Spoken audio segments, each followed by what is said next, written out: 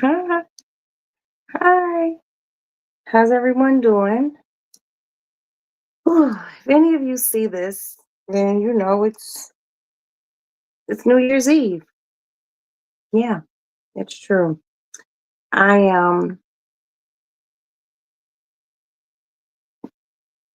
chilling.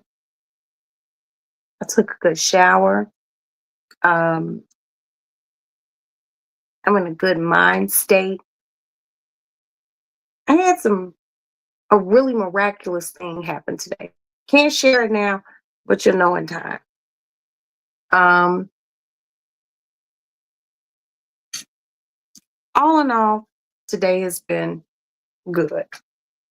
It is 2 a.m. in Chicago, and I'm kind of just sitting up, waiting for my son to get home. My other baby boy, he is asleep. And I'm waiting for my oldest son to get back because I like to know my kids are in the house. Maddie had to go back down to her apartment and take care of something. She's taking the train back into Chicago tomorrow. Well, today. And my day later on today, it's going to be cool. Hi, Owen. Happy New Year's Eve, baby. Mm. So later on today, I need to run by the bank. Gotcha. Need to run by the bank, and I need to go by um oh shit, Costco. I'm turning this the wrong way. Okay, maybe I need to turn it this way. Okay, I need to go by Costco. I need to get some toilet paper, and I need to get some paper towels. And I'm gonna believe it or not, Costco has a jar of caviar. It's a good one. It's only an ounce. It's $59. But the regular price is like $80, $90. Someone give me a tiny jar of caviar, and I got two bottles of champagne. They're chilling on the back porch. And my husband has to work. He has to work tomorrow. There's a hockey match here in Chicago, and they're detailed there. And it's an outdoor hockey match for the Blackhawks. I don't know who they're up against, but then he gets off and he can get home before the new year comes in because his birthday is New Year's Day. New Year's Day, yeah. So yeah, my husband's birthday is New Year's Day, and my birthday is January 5th, and my mama's the next day, January 6th. It's 2 a.m. there, 3 a.m. here. Okay, you want to stay over. I know where you at, baby. It could be a few difference, but I think I know. Um, so just for my husband to be at home on the new year is he's usually not. He usually celebrates his birthday, the new year comes in, we're all calling him because he my husband works. He is an excellent provider for his family. And when you work going into New Year, you get time and a half. CPD gets paid well. If you ever meet a broke CPD officer, he ain't spending or she ain't spending her money or his money right. But he gets to be at home. So I'm gonna go do my little errands. I'm gonna go get some stuff. I'm gonna make my beans. I'm gonna make some collard greens. And I spoke with a good girlfriend today, and she made some salmon croquettes, and I was just like, ooh, that sounds good. So that's gonna be, my New Year's Day dinner. Um, Other than that, I've had a really, really good day. I don't have any complaints about anything. Technically for me, the new year does not start until my birthday, January 5th, but the new year starts tomorrow for my husband. He's a New Year's baby. My father is a New Year's baby. I'm what you would call a true Capricorn. I was born of two Capricorns who were born in the same week, a year apart. I am a motherfucker, but I like to keep my mother and fuckering down to a minimum. So yeah, but I took a good shower. I did a teeth whitening, and I've all in all, I've had a good day. I did some brainstorming today with some people who I would like to consider real strong team Roxanne. And I got some amazing things that we have to get those. It's so many things going on in my life. Like seriously, I there's one really, really major thing, but then this is big too, but I can't really go in depth with it. But as we are able to work out everything and actually get the ball rolling, then I'll share it with you all. But right now, I can't share it. And it's not that I can't share it because Dan, my attorney, or Candace, my attorney, told me not to share it. I need the ball to get rolling first. Then I could be like, hey, you guys, check this out. I need to get this solidified first. But other than that, I'm good. I'm good.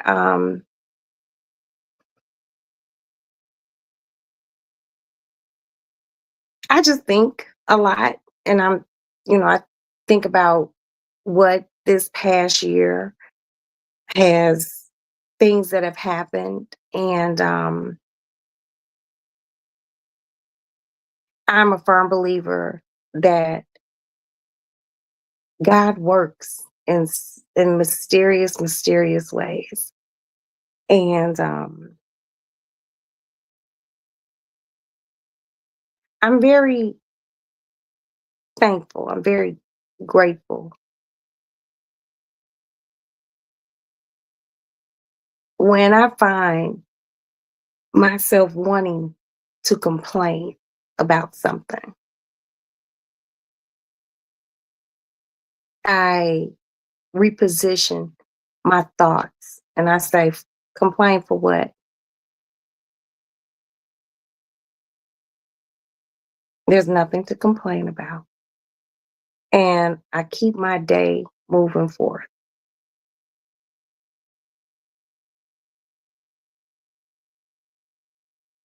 Later on today, there will be friends of mine, associates doing lives about the new year, and I will pop over to where everyone is. Pardon me. Because I do inherently want people to have a good new year. And I do want people to be happy. But always remember, in order, okay? That's the in order move. In order to have and I might get my nails done tomorrow. If Sam could take me, y'all, I'm getting my nails completely cut down. But in order to have a good new year, you have to leave bullshit in the past. Um, be it bullshit people, bullshit behaviors, habits. Now, habits can be hard to break because I need to stop smoking. And I'm going to try. I told y'all that last year, and it still didn't happen. But God gave me another year to try. Um, I'm in a really good headspace, and I look around me, and it's not about what you got, it's about the people who, you too, baby. It's about the people who stick by you. And I'm not going to sit here in front. I have some amazing people who are always there for me. My family, my mother, my sisters. Um, I can call and complain. I have my husband. I have my children, even though they're all scattered all over the place and they're grown and they have their own lives. They are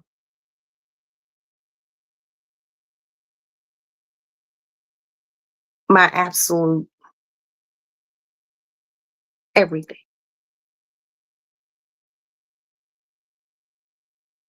They are the reason that mountains are getting moved. Only way you could move a mountain is blow that motherfucker up. And right now, my attorney Dan, Candace, are in the process of blowing up mountains.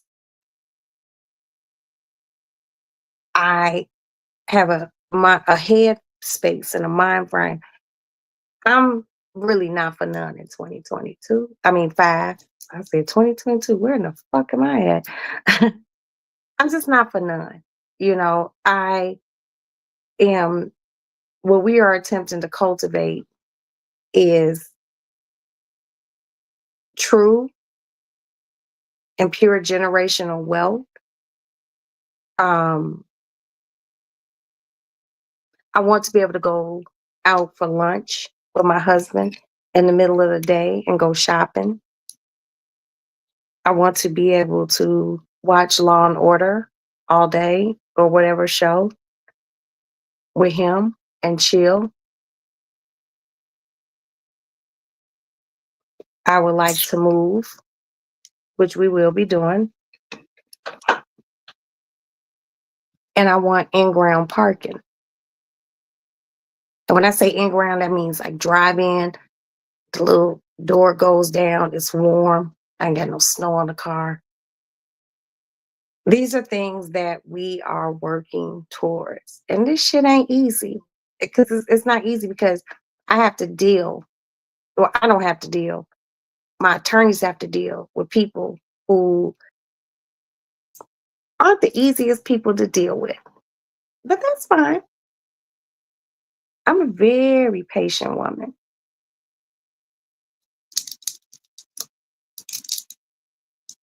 You know, I'm not really gonna set no New Year's resolutions for myself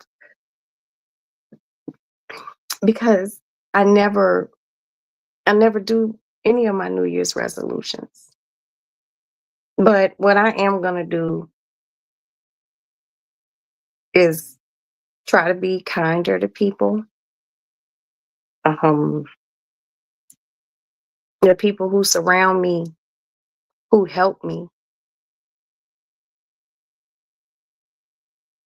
stop being short fused. Because I can't have a short fuse. I'm just appreciative. I have a lot of shit going on, and I just can't. I can't divulge everything. Hi, beautiful Marie. That's my baby. I can't divulge everything, but you guys will know in time. But it'd be a lot, you know. I am extremely, extremely grateful. I really am.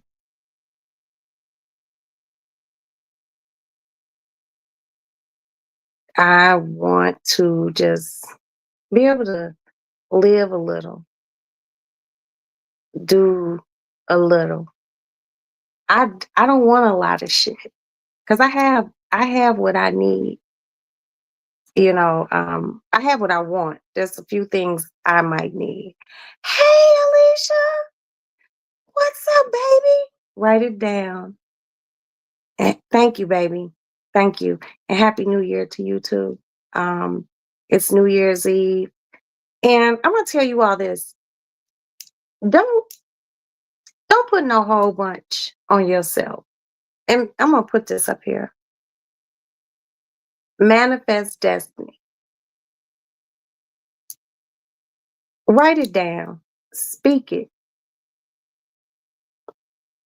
It don't have to be nothing overly grandiose. I love you, baby. I love you, honey. It doesn't have to be anything overly grandiose, nothing too big, you know. Marie said, woke up to the ladies' room and saw you. Thank you, Marie. And that's beautiful, Marie. University, Marie. I like to call her beautiful Marie because she is such a pretty woman. You know, I have seen her and I have talked to her like video chat when she ain't got no makeup on, but she's just still a very vibrant, very gorgeous woman. And you pretty when you don't need no makeup. He's a bad, you just you is what you is. But thank you so much, Marie, for stopping by on one. And Alicia, I appreciate you guys. But yeah, I'm looking forward to this new year. It's another day, but we're going into another calendar year. You can't see nothing hardly. Why? What's wrong? What's going on, Marie? Why can't you see? Eagles! Oh my God, where have you been? Oh my God, Eagles, how are you? Where are your glasses, Marie? Come on, Marie. Don't tell me you need glasses and you ain't getting them. Girl, you know how I call you and just give you a good tongue lashing. Get some glasses. They have so many cute ones out here. Get some. Eagles, Eagles, Eagles. How are you doing, man? I have not seen you. God bless you. I hope everything is going well. It's New Year's Eve. Uh, you lost them.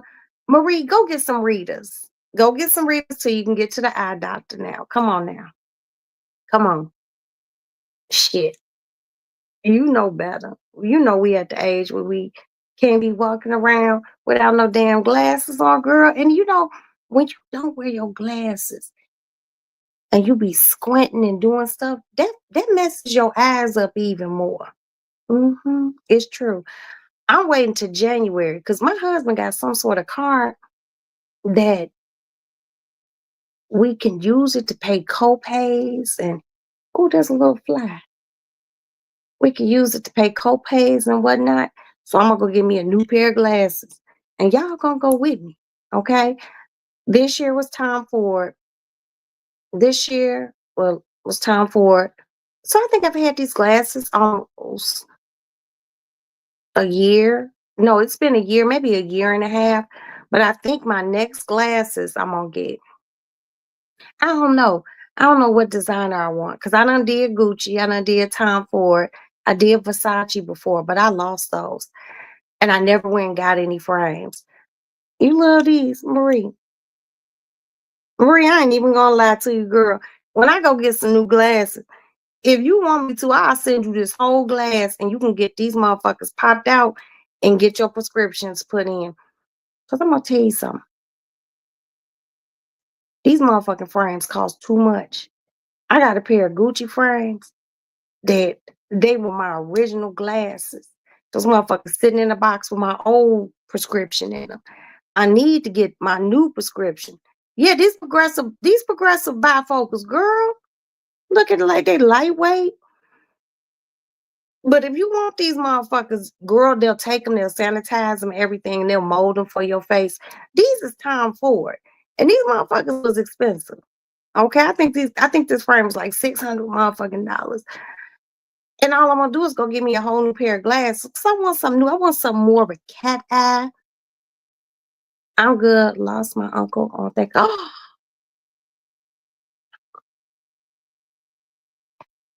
Val. I love Val. Val. I don't just be in Val's bushes. I be in the chat. We be talking shit. But when she got to be serious about something, she be serious. My deepest condolences to you and your family, Eagles. I'm sorry on the passing of your uncle. Damn. I understand. And if you don't want to chat with folks, don't.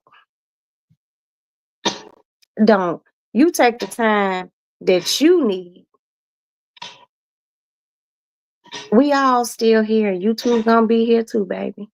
Take the time you need, do the praying you need, get refocused, and that's my radiator, y'all. We got old school heat here. I like to call it ghetto heat.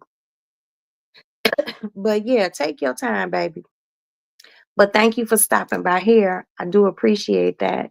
And serious condolences to you and your family on the loss of your uncle. Marie said condolences, okay? And Alicia said condolences also. And I'm sure the people in the bushes are sending you good energy. On one said condolences. And I'm sure the people in the bushes are sending good energy and love to you, you know. Take your time, honey. Healing don't start in one day, okay? As long as you can get you some entertainment and listen, you eating, you got a roof over your head, God gonna make a way for everything. And in time, your heart will mend. Your heart will mend. It surely will. Yeah, Alicia, ghetto heat. This ghetto heat. Cause it's like the old school radiators, those big steel ones that stick out the floor. That motherfucker kick on. That's why I gotta keep a fan in my bedroom. That heat come on, it just the house it be so hot and you can hear it steaming. But it feels so good. It warmed the house up so good. Now, if we keep our bathroom door closed, the floor be cold. You leave the bathroom door open, it heats the floor in the bathroom. The heat in here is wonderful. But I'm ready to move someplace that has central air and central heat with a view. We've been looking at some places. We doing 3 bedrooms. We doing 3 bed, 3 bath, downtown, high rise, Yeah, it do dry me out. But girl, I got an air purifier and a humidifier. I'm gonna keep some moisture in the air. And I put a little moisture stuff in my nose so my nose don't dry up though. But I love good old ghetto heat. I hear those pipes doom, hitting. I know that furnace working, and I'm grateful. I don't care how hot it get in this motherfucker. I can crack the window, cut on the fan, because you know what? Somebody out there ain't got no heat. So I'm very grateful. Girl, my nose can get dry and bleed. My nose gonna be bleeding. I'm gonna be warm up in this motherfucking grateful. Sure thing. For real, for real. But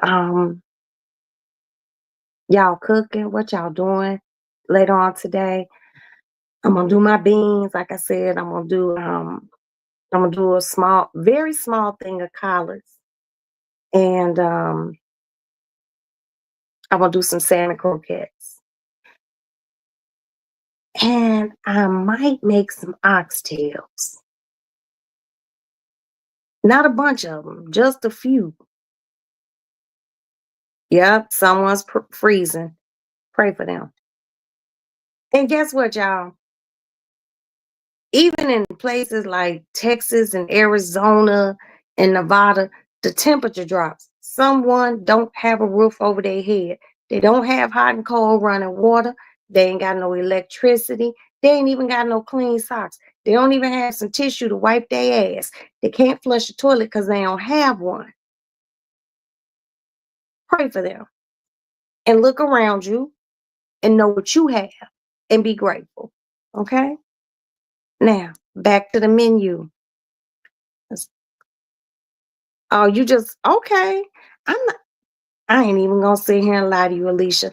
I'm probably gonna go buy one like 2 bags or 3 bags of those glory greens that are already washed and clean, but you can't trust them. So you still gotta wash that shit yourself.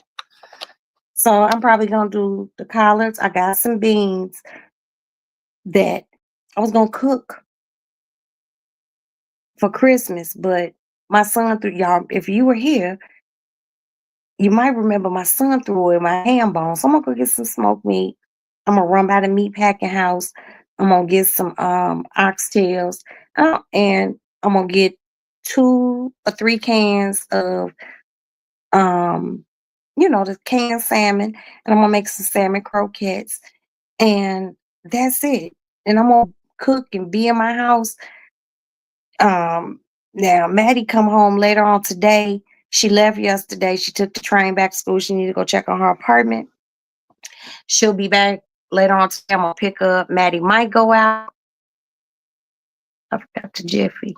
Gotta run out. You know what? I ain't even gonna lie to you. I would like to make some regular cornbread, but I just love Jiffy cornbread. That should be so good. Ugh. Maddie gonna come home. I don't know if she gonna go out with her friends or she gonna stay home. But if Maddie stay home, that would be good too. Like I said, I got some 2 bottles of Prosecco on my back porch. They nice and cold. I put them in the we got a cooler on the back porch. And I'm gonna clean out my refrigerator tomorrow. And I don't have no whole bunch of laundry. I don't even probably one load. I might go wash them today too. Because you don't want to go into the new year with no dirty laundry. You don't want to go into the new year with no dirty laundry. So I could just get all my little shit done and get back in the house and just mind my business. Cook my little food. Um, Husband get home, we go, hey Stoney, my baby. Hi Stoney. Happy New Year's Eve. Um, just make my oxtails. You doctor. Ooh, yeah, you gotta wash them, but I'm gonna put my smoked meat. So I gotta buy double smoked meat because I'm doing this little thing of peas. And I'm not making no whole bunch of peas.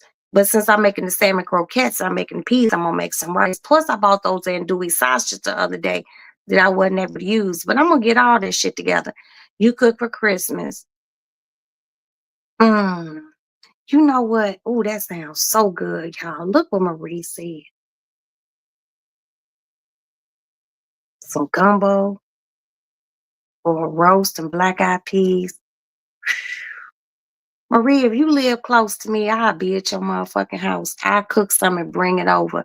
Like if we were like next door neighbors, like I'm right here and you right there, girl, you make a few things, I make a few things, and motherfuckers just go to your house with the plate, get what they want. Your kids come over here and get some food and just be in the house.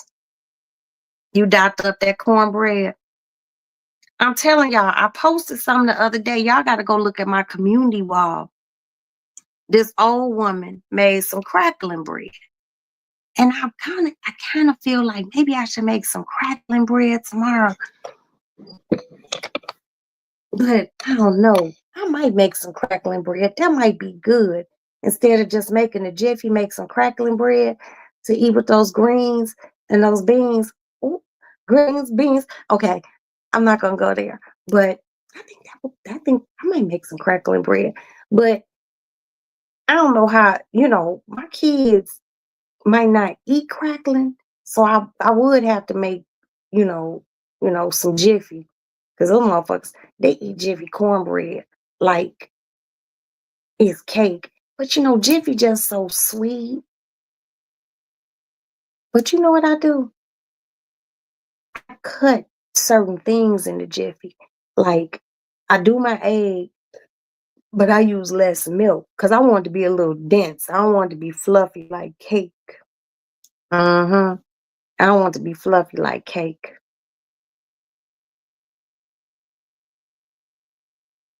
I know that's right.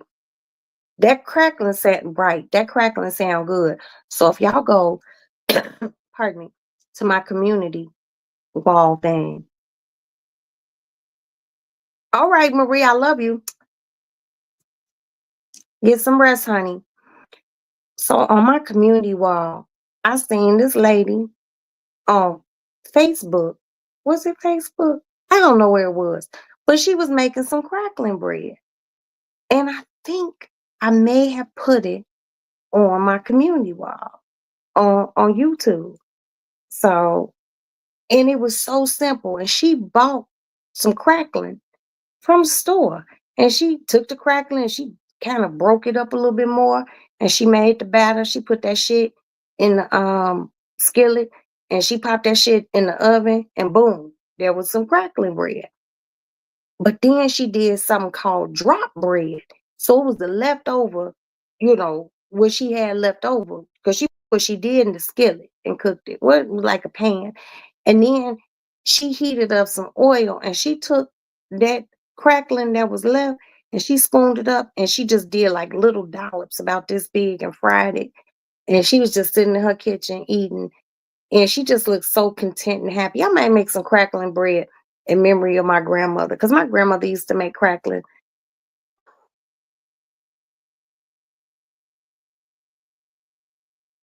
Mm, mm, mm.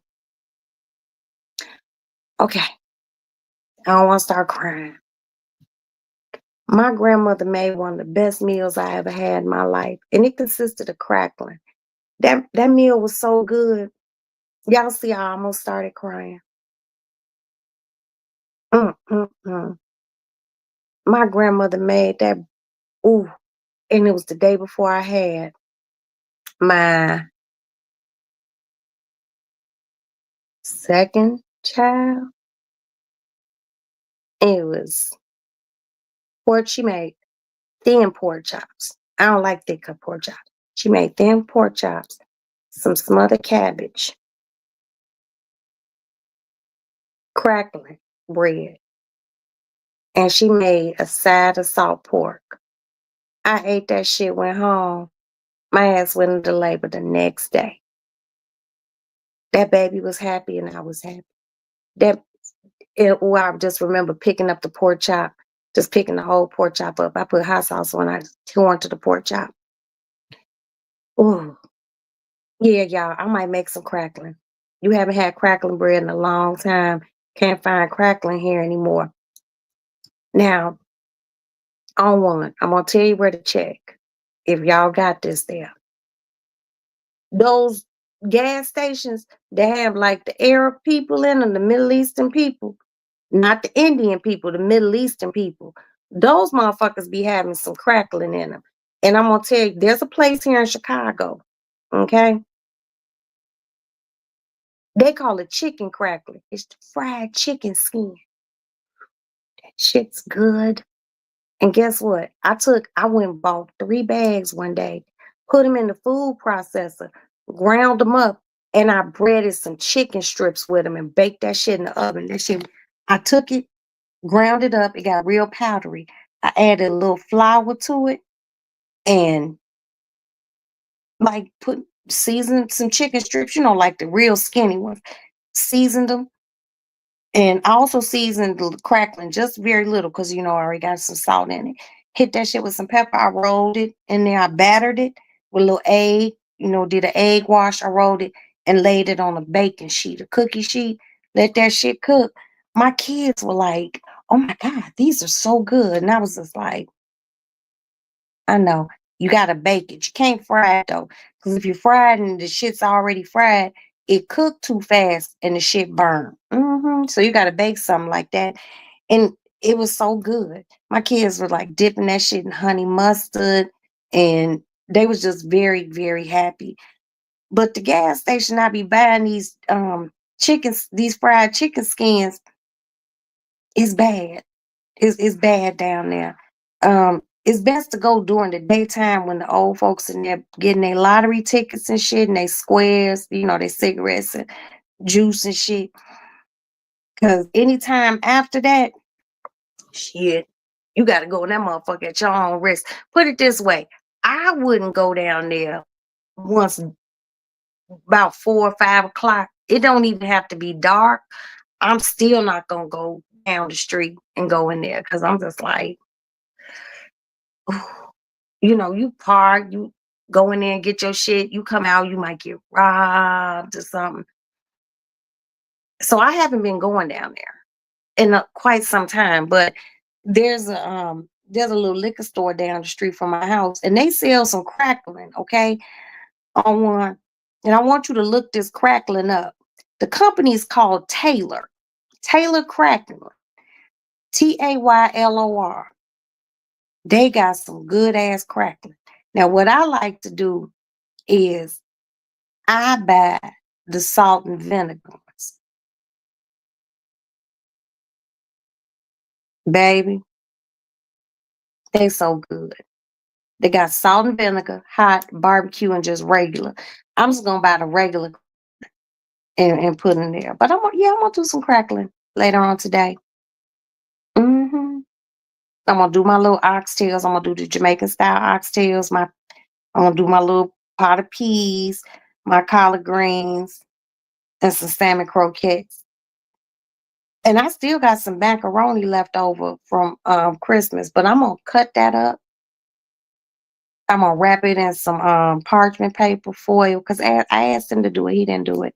And I'm gonna put that shit in the freezer, clean my refrigerator out, and that's it. You know, my oldest boy probably gonna go out. Maddie probably gonna go out. And Aston, he gotta work till 1 o'clock in the morning. His daddy, I'm gonna have his brother drop him off of work. My husband said he'll pick him up from work. But everybody could, when they get home, they could eat, you know. And me and my husband probably just gonna eat and, pop one of those little bottles. It's his birthday. He'll be 55 years old. And shit, we go to sleep. But I won't be able to sleep until I know my kids like on the inside. If they at a friend's house, once I know they safe, then I can go to sleep. And, go to sleep, you wake up and you're in the whole new year, and you're even more grateful. And then my birthday is next Sunday. Well, not real. It's Sunday. My birthday's Sunday. So I don't know. I don't know what I'm gonna do. I know I'm gonna go get my nails done. I might go out. I might not go out. I might wait to go out.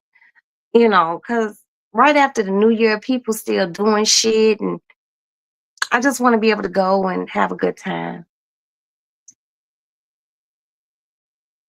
I had to fry some chicken skins. I'm telling you, on one, they're good. They're good. Now I don't know how it will work if you try to use those for crackling bread. But look up this company called Taylor's. They got just regular pig crackling. But those chicken skin things, now y'all know what? Fried chicken skin is like really big with Filipino people. Thank you, Eagles. Thank you. Yeah, me and my husband born in the same week, a year apart. My queen, country girl queen, coming through the chat. Hey, Queena.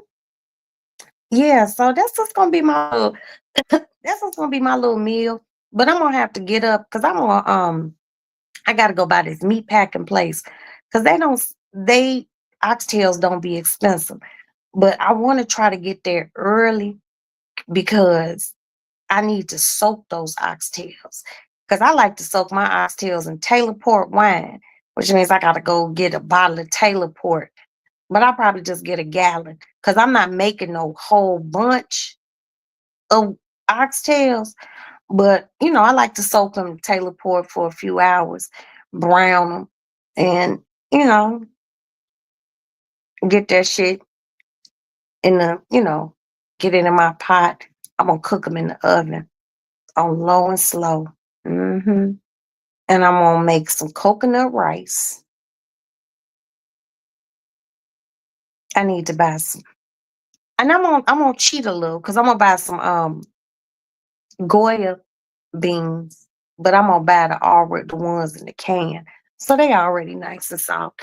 Cause hell, if I was gonna make Because I have beans that I already soaked to make my pot of beans, but I need beans with peas, and I like to use chickpeas, not chickpeas.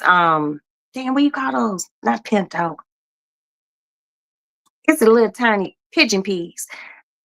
I'm gonna get 2 cans of pigeon peas, and I'm gonna put those in the oxtails because I don't like those big ass red beans. That when they put those in the oxtails, I don't like that. In New York, they use little tiny pigeon peas, so I'm gonna do it the New York way.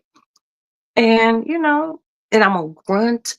Even though I'm making some cornbread, I think I'm gonna stop at a Jamaican restaurant up the street from my house, and I'm gonna buy about 6 pieces of they bread. Because they got that thick ass dense bread. So when you make the oxtails, you can dip that bread in that sauce. Shit. hmm It's true. It is so fucking true. And I be fighting to get up early in the morning. I don't get up early in the morning. I'm a 11 o'clock type of motherfucker. But I have to get up. I need to get, like I said, I need to run to the bank. I need to run to Costco. I need to run to the meat packing house. I need to run to the regular grocery store to get the little things I need. And I'm just gonna get back in the house. I'm gonna cook and mind my business. I'm gonna be nosy. I'll probably do a live, see what y'all doing. I'm gonna look at other people's lives and whatnot. But other than that, that's it. That's it.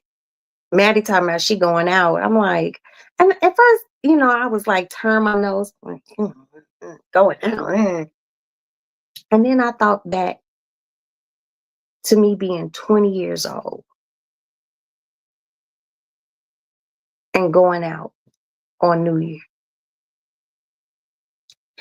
Now, I can confidently say, beyond a shadow of a doubt,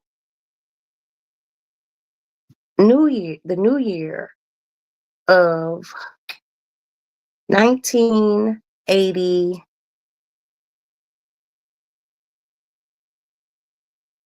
something. I know I was 20 years old and I was born in 71. Okay. I remember exactly where I was when the new year rolled in because I was still 20 years old. I was at a club here in Chicago. It's no longer there. It's a Target now. It's called the Baja Beach Club. It was so 80s. It was a white club, but there was black people who were coming there. But it was so 80s. White boys had like the mullets and they had the frosty tip hair and I would be at that bar called Baja Beach Club. You guys can look it up. The Baja Beach Club. It was at 401 East Illinois. That place was a staple in my life my entire 20 at 20. I shouldn't even been in that club. But ouch. Wait, my knee got a crack, y'all. Hold on. Ooh, okay. I shouldn't have been at that club. But one day, me and my girlfriend were walking past it, and there was this guy standing outside. His name was Ray. That's one thing I do is have an impeccable memory. His name was Ray. And he was the guy who ran. They had like a video game area and like air hockey and shit. And we were walking past. And he was like, "Hi, how you doing?" He was a black guy. He was not cute. Okay. Ray was not cute. But I liked him. Okay. I was 20 years old, y'all. Remember that. And Ray had a big old thing.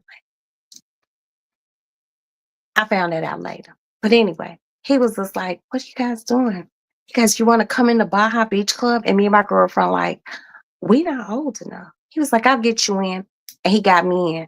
And that motherfucker, we just start going there every Friday and Saturday night. And I actually turned 21 in that club. And the owner, well, not the owner, he was a manager. His name was Gabe. He was some Italian dude. He was like, Oh my God, Roxanne, I heard it's your birthday. I'm like, yeah. He was like, how old are you? I said 21. Gabe looked at me like, you've been coming here all this time and you weren't 21. I was like, just let it go, Gabe. He's like, I'm gonna make sure they check IDs more. And then he bought me a shot, and that was it. But it was called the Baja Beach Club. You guys got to look it up. I mean, they got old pictures, and it was like when white girls and black girls all had big hair, and mm, it was the late '80s. You guys, it was such a good time. But the guy Ray, I liked him. I liked him. He was like really nerdy because he was like one of those video games. He fixed all the video games and everything. He was like the video game manager. And after hanging out with him about 4 or 5 times and him driving me home, I finally was just like, and I thought, like, this guy's going to be a lame because he's such a nerd. Shit. That's when I realized you can't sleep on these nerdy guys. Babe. I was like, what? I be damned. I was like, you done did me like this. Mm, mm, mm. Whew. I'm sorry. Just had a little flashback and shit. Yeah, but his name was Ray. He was working. Damn, my orange juice turned into not orange juice. Yeah, but his name was Ray, and he was working with a lot of meat. And y'all know Miss Roxanne like a lot of meat. But yeah, the place is called the Baja Beach Club. And, Maddie's young, beautiful, no children, footloose and fancy free. I just want her to go out. I just don't want her to be no motherfucker named Ray. Oh, this is horrible.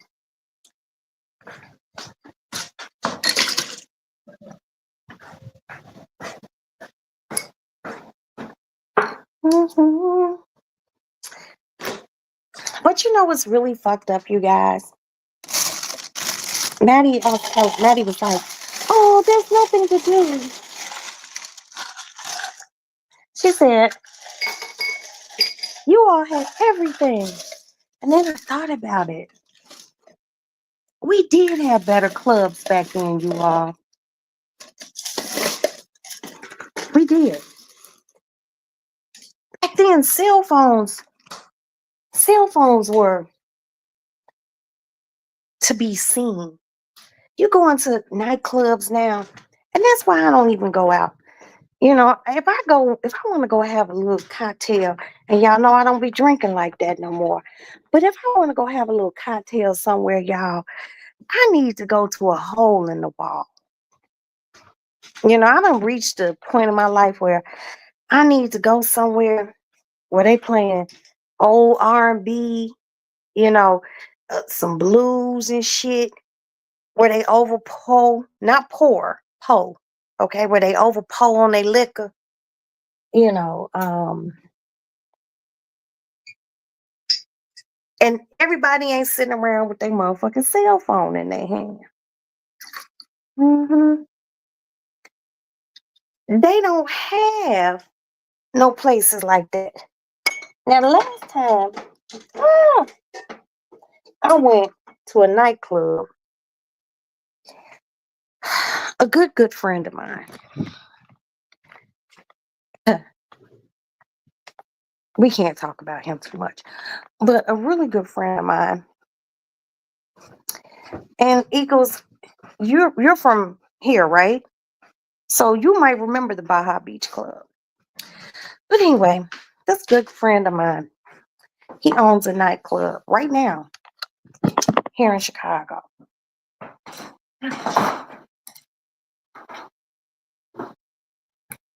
And it's a young people place.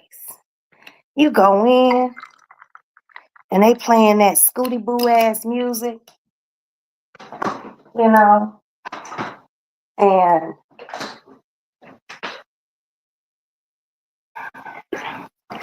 All the girls look like hoes.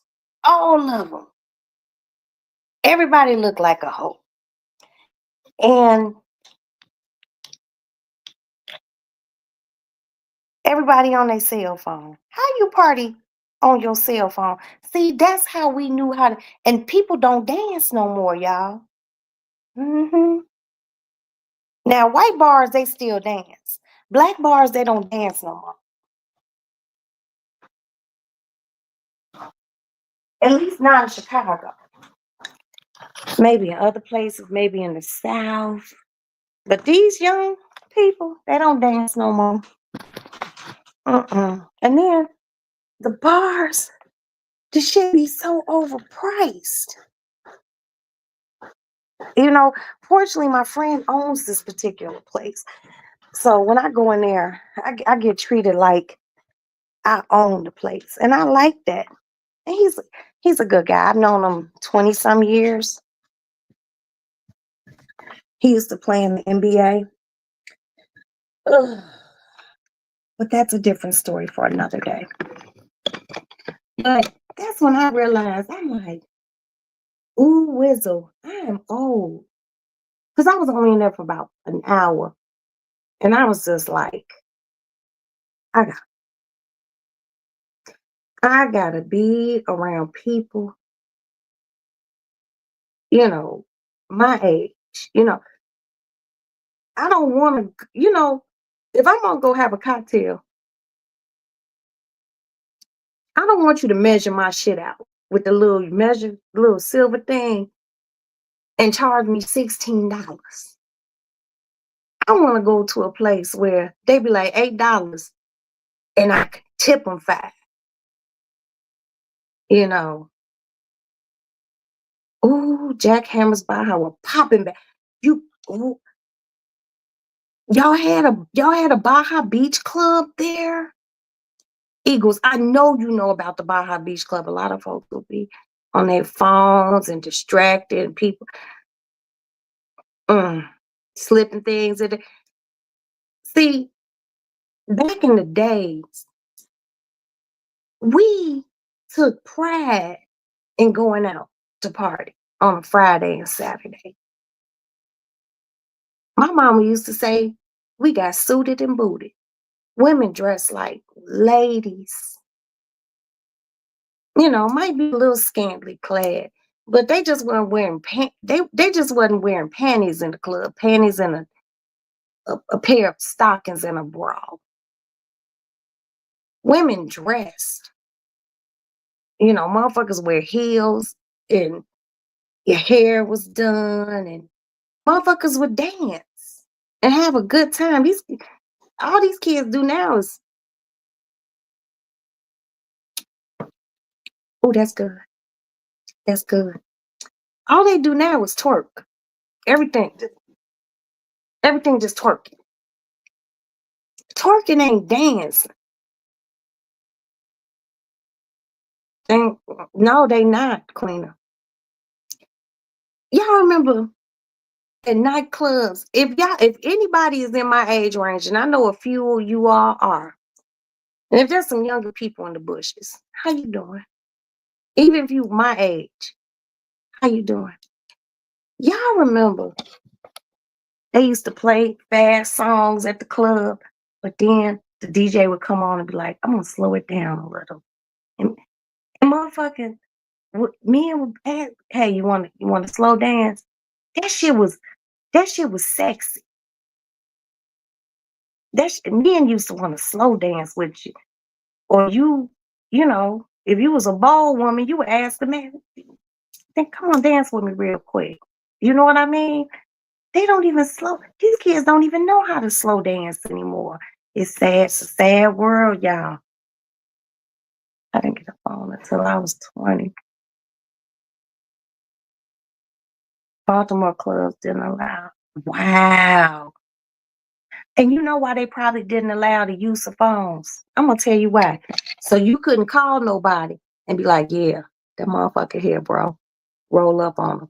Because people do shit like that. It's true. It's true. But that makes a lot of sense. Shit.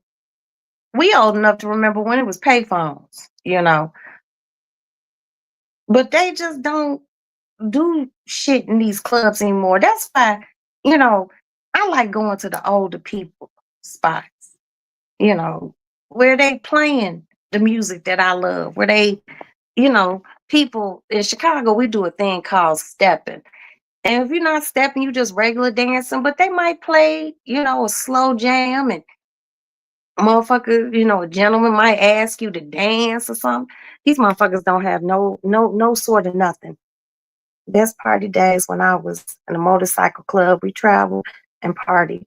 Ooh, on that Atomic Dog, come on. Man.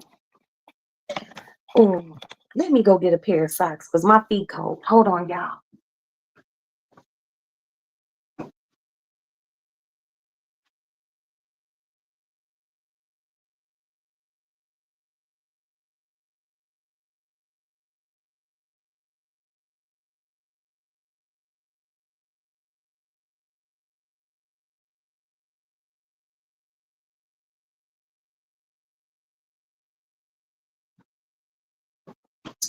I'm back.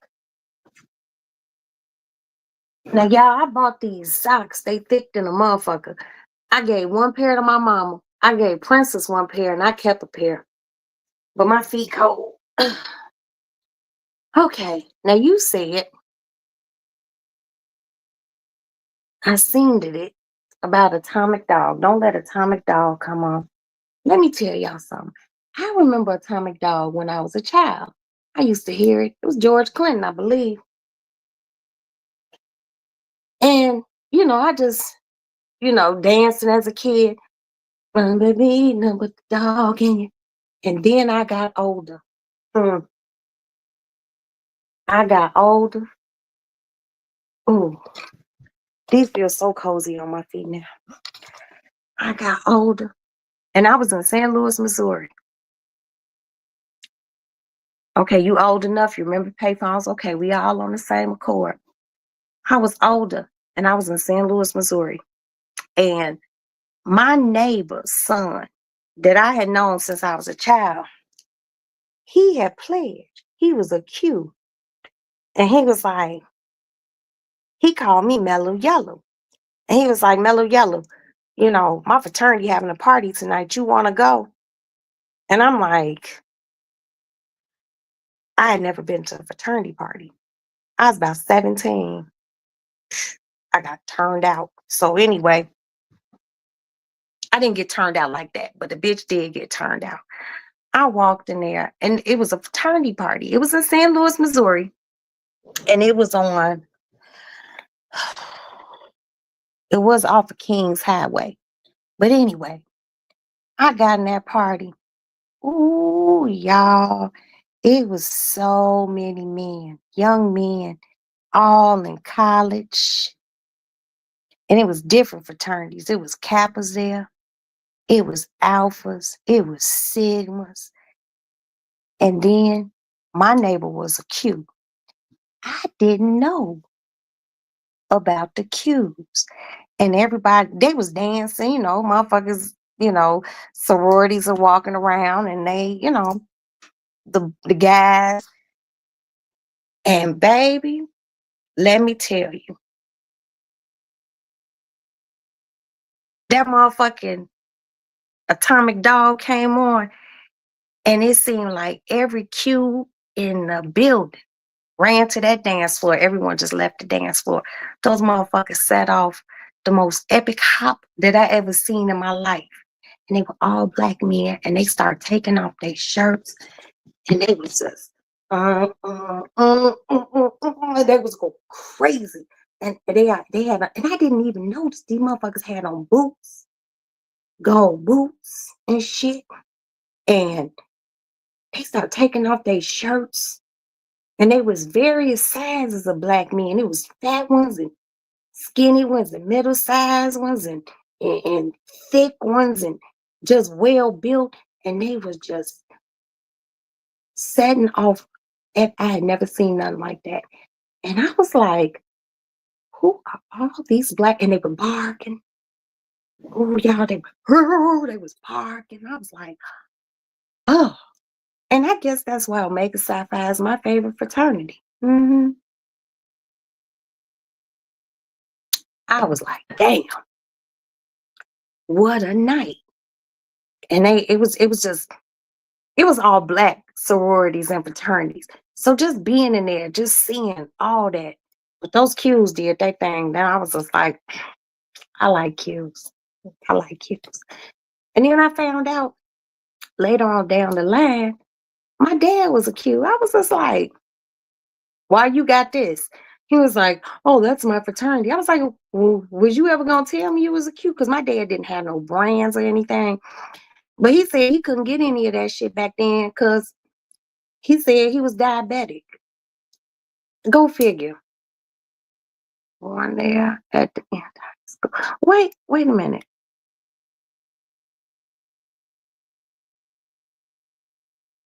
Okay, you was born in Baltimore. Okay, gotcha. But no, that was the first time I ever encountered Qs, and I was just like, I like them. I like them. They had the perfect amount of wild, dirty education, and they was just black men. And they were just doing those hops. I was just like, oh, Lord. And that's when I realized that if I married a man, because I was never been married at that point, I was already like 17. I was like, if he gonna be in a fraternity, I'm gonna need him to be a Q.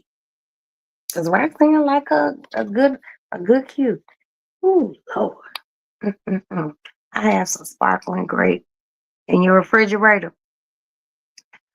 You got sparkling grape, and I got some Prosecco on that back porch. That La Marca, whatever the fuck it's called. I got 2 bottles of that on my back porch.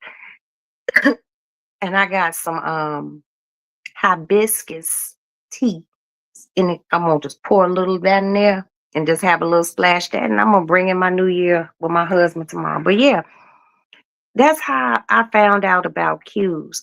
But they still danced, after they set off a hop from Atomic Dog, the DJ played some regular music, he played some slow cuts, and motherfuckers got out there and danced. These kids ain't got shit, y'all. They ain't got shit. That's a damn shame. The motherfuckers don't even slow dance. You love hibiscus tea. And y'all know what? If y'all have a Costco or a Sam's Club in your area, go buy. They have a big ass bag of hibiscus flowers, dried out. You can make your own at home. Thank you, my eagle. Thank you so much, Eagles. Eagle, I'm always here. Don't be a stranger. Don't be a stranger. Okay? And once again, my condolences about your uncle, sweetie. They branded it. They well, they wouldn't have branded Q. They would brand the Omega sign on them. I know some dudes who got fucking double brands and shit. And I was like, ooh. I was like, what is that? What did you burn yourself? And they were like, oh, I got branded. And then that movie School Days came out, y'all. Y'all remember that? Okay, let me take care of this. Uh, hold on, y'all. Okay. Mhm. Mhm. Okay, there we go. Back to a regular scheduled program. Don't don't come in here with no bullshit, please. It's a peaceful place. But typically in here, it's killing that part. You know what? I'm not even gonna lie. When I used to party growing up, they didn't there wasn't no killings. These kids, they go out and you wake up the next morning, you read, oh, they have the shooting here. There was a shooting at this club. Let me tell you something. There are very few young people clubs in Chicago. When I was growing up, and Eagles know this, we had Chick Rick's. We had the other place. We, for black folks, we had the 50-yard line. We had nightclubs where people would get suited and booted and go out and have a good time. Y'all know what else? They don't even have ladies' night anymore. Ladies' night was always Thursday. They don't even have ladies' night anymore. Can y'all imagine that? Y'all know my baby girl asked me, Maddie was like, what was ladies' night like? I guess she must have seen it on a TikTok or something. That's some old ancient artifact ass shit. I was like, ladies' night? What do you mean? I went to the 50 and Harvey. Girl, do you know I never went to the 50 and Harvey? I always went to the one on 75th Street. I was like, ladies' night was on a Thursday, always on a Thursday. Or a Wednesday. I think it might have been Wednesday. It was always in the middle of the week ass shit. But ladies would get not overly dressed. They wouldn't dress like a Friday or Saturday. But bitches would get cute because they knew they had to be at work the next day. But ladies' night, the men would come because they knew a million women were going to be there. Women get in free. Women's drinks half off. So, brothers would be in there, especially a cheap brother. He didn't mind buying no, half off drink. And back then, shit, listen, and I never drank gin, but I'm just going to use Tanqueray as an example. What if a lady wanted Tanqueray and tonic?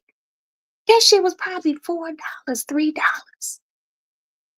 That shit now, a Tanqueray and tonic, be like $8, $9, $10. And if you go downtown Chicago, 16, easy, 18.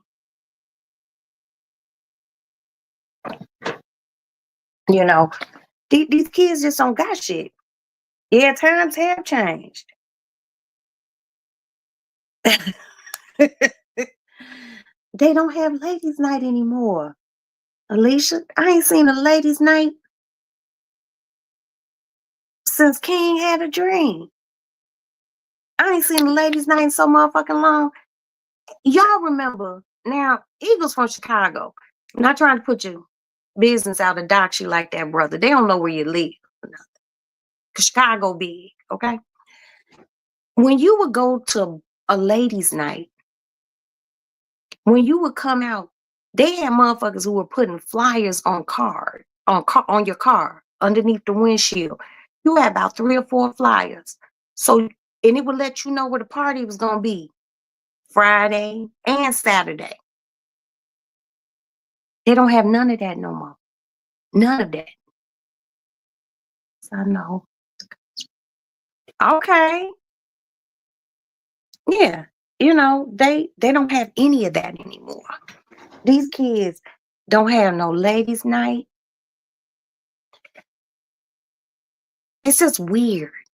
It's so strange. It's just like, okay, Eagles. All right, babe. They don't have that. And it's kind of sad. But when Maddie was like, Mommy, did you ever go to a ladies' night? I was like, shit, did I go to ladies' night? Every motherfucking opportunity I got, I went to ladies' night. A bitch want to be in there shaking a little ass. I ain't got no ass or nothing. But, I wanted to go out and have a good time. Oh, You a nurse, Stormy? Nurse Stormy reporting for duty. Hey, okay, we got us a nurse in the house, you guys. But she remembers ladies' night. They don't have this for these kids. And Maddie was like, well, what would y'all do? I was like, you just go hang out. And like I said, I think ladies' night might have been Wednesday or Thursday. You know what I mean? But then you had all weekend. Friday, you go out, get home, go to sleep, run all your errands on Saturday, come home, you might get in a little nap, and then you get up, shower, and get suited and booted. I used to party with my aunt who was 12 years older than me. So when I moved to Chicago, I preferred steppers. Ooh. Now see, look what she said, Eagles. Club Aqua. Lord have mercy. Mm, mm, mm. Baby, let me tell you, I used to like going to Reese's. And you know, they closed Reese's down. If y'all know about anything about Reese's, Reese's was cool. It was laid back. You know, you play darts in the front. They had stepping in the back. There's a good oval pouring place. Man, these kids ain't got shit. Right. I haven't heard those names in a long time either. Shit. Now I'm gonna give you a name, Eagles. And I don't know how old you are, brother. The Copper Box. Fuck with that. The Copper Box. And Dingbats. Now, the Copper Box and Mr. T. Motherfucker used to be like, I pity the fool. He was a security guard at the Copper Box. I was a child. I never went to the Copper Box. But, you know, my parents, you know, that was the disco era. You know, motherfuckers want to go disco dancing and shit. And my dad would take my mama to the Copper Box. And that's when men like, I mean, dress to go out. These motherfuckers don't dress. Everybody wears skinny jeans. I'm surprised any of these motherfuckers can make any babies. Everybody's jeans is tight. Where's the ball breathing?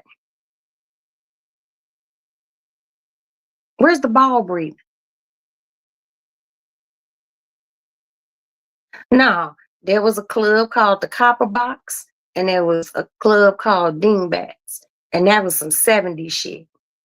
And men used to get dressed up, like dress. You know, motherfuckers be suited and booted, going to these clubs. And now you could drive past a little place where these young kids going in, and everybody got skinny jeans on. Everybody. Skinny jeans. Jogging suits not supposed to be skinny fit. At least not to me. You know, jogging suits supposed to be loose fitting and nice. Everybody got on skinny jeans. But the population keep going up. So somebody doing it. But the jeans so tight. Now, you know, men wore tight pants in the 70s, but that was different. You know what I mean? That was different. These motherfucking jeans be skinny all the way down to the ankle. I'm like, how did you get in those? Like, what's really going on? And then they got the nerve to wear a belt with it. Why you got a belt on? Those pants so tight, they ain't gonna move. They ain't gonna fall down. And then, but some of these kids will sag those little skinny ass jeans. I'm like, that's not cute. Mm-mm. Nah. My kids don't be wearing skinny jeans. Cause one of my sons, his jeans be kind of tight, my oldest boy, and I'd be like, do you ever want kids? Wear some slacks. Motherfuckers don't even own slacks no more. Don't get me started. Oh, you said here at the American Legion, they have a happy hour. That's what I know what happy hour is. They are fighting us. I know you lying. Oops. I went to a club a month ago and had a dress on.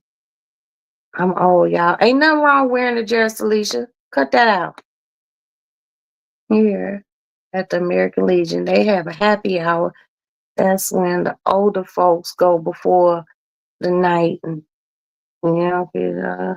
yeah, yeah. But see, I remember older people clubs were just older people clubs. You can go in, you can get to your car, you ain't gotta duck no bullets, you ain't got nobody potentially carjacking you, you ain't getting robbed. Well, you might get robbed, but all that other shit might not happen. All that shooting shit.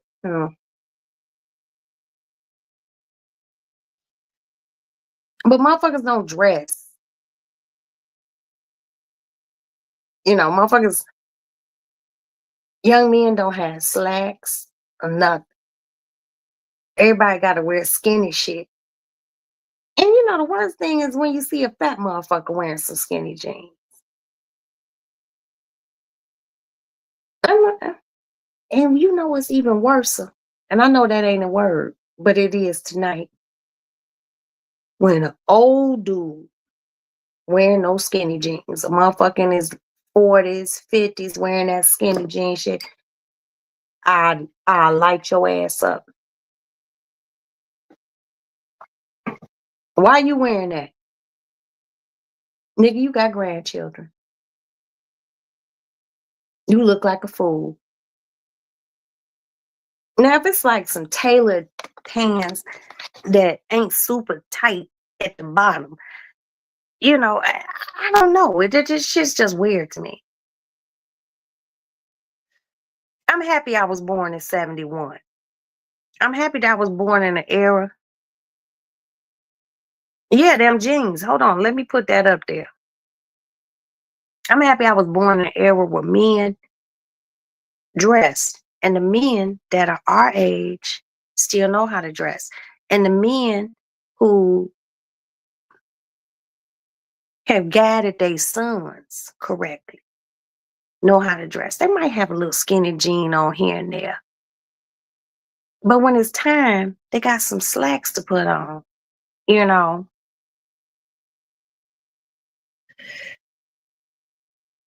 it was always very appealing to see your stomach hurt.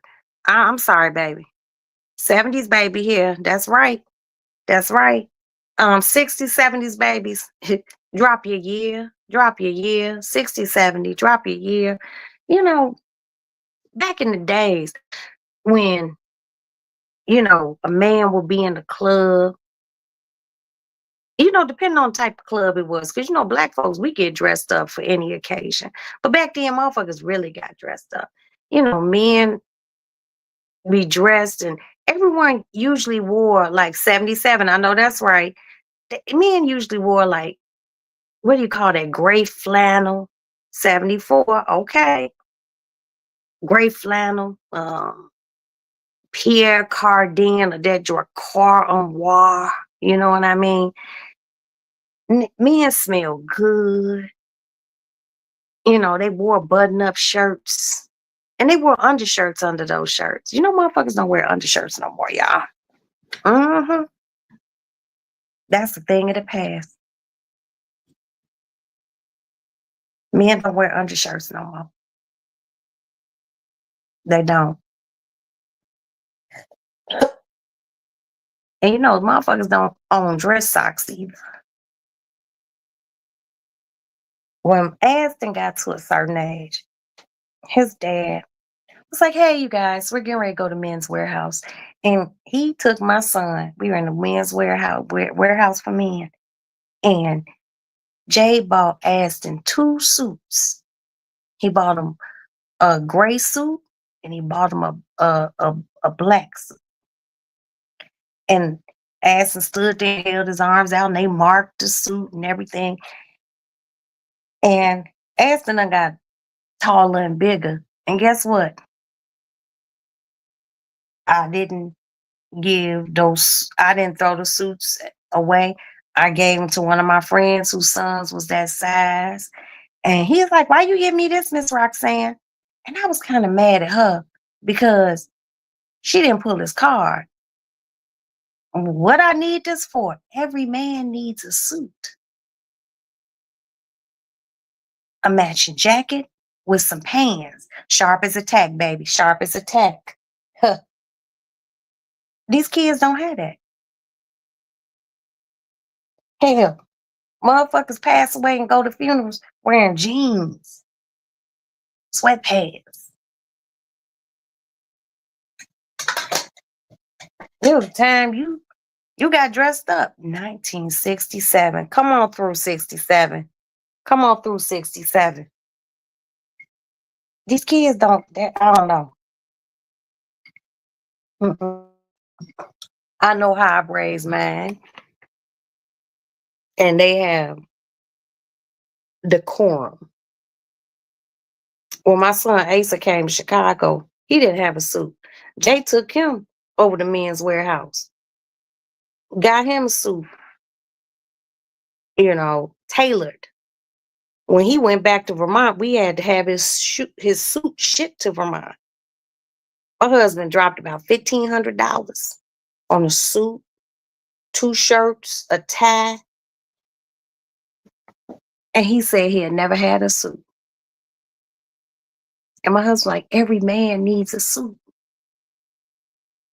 And I told him, hey, listen, if you're ever going somewhere kind of dressy, you can wear a pair of jeans. You can wear a button-up shirt and your suit jacket. Pajamas and t-shirts and bonnets. Woo, Lord have mercy. And I'm a bonnet supporter. I'm a bonnet wearing bitch, scarf. Even when my hair is done, I still rock a bonnet. Okay? But not to a service. Growing up, you go to service. Damn near everybody had on black. It was a mourning time. You wore black to mourn. Maybe I'm just old school. I don't give a fuck. What? On one said, I got all y'all beat 1954. Still look good. I know that's right. I know that's right. Let me put that up there. Go ahead on one. 1954. God bless you. My mama 51. You just a few years younger than my mama, honey. Wow. Blessings, blessings, blessings. Palm blessings. And I know you a bad motherfucker, girl. Please. That's beautiful.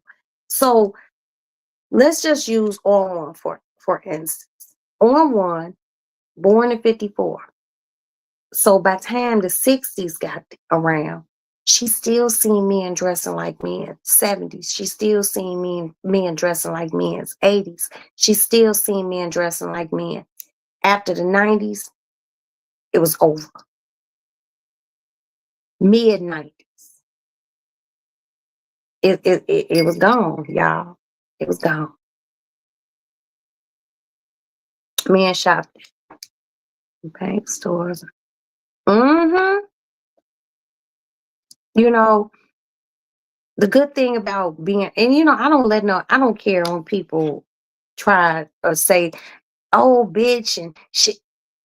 You better hope you get to like On One's age, my age, Eagle's age. Who else? Who else said their birthday in this motherfucker? Alicia's age. You should hope. I seen a video the other day, y'all. And if I could find it and figure out how to share it, it was a young chick. And she was talking about these old bitches come in here in the bar and they want us to give up a seat. You don't need to have your old ass out. Maybe we don't, but maybe sometime we want to step out. You young, your legs a lot younger. You ain't doing shit. You actually sitting at the bar waiting for a motherfucker to buy you a drink. Bitch, I could buy the bar. Get your young ass up. and let me get that seat, and I'll get you a drink. These kids ain't got it. That girl was she was mad about older people. I love my sons to dress nice. Mm-hmm. And the bank store.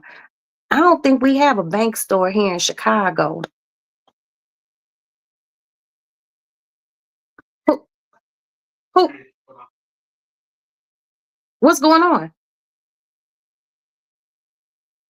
Why'd you take the alarm off?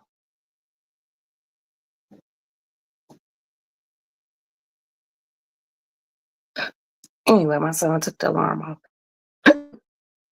I don't know if we have a bank store, but I know we have a Men's Warehouse. Why's my son going out the back door?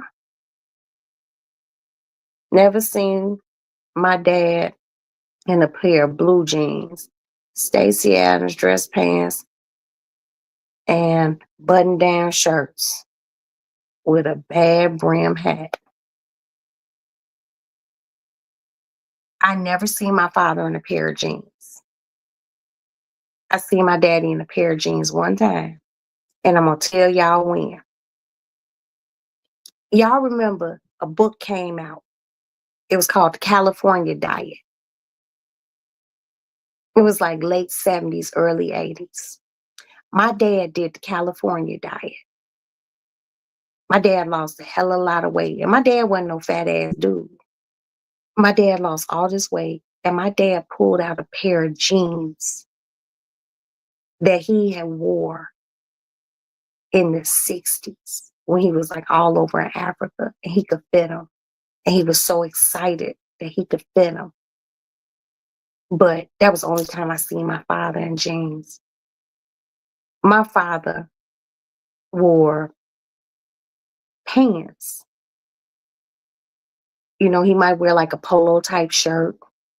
Hey, Pixie, my baby. That's my fairy right there. My Pixie. You know, my dad wore button-up shirts. I remember my dad doing work in, you know, slacks and a button-up shirt. Men were just different. Men were just different, you know. I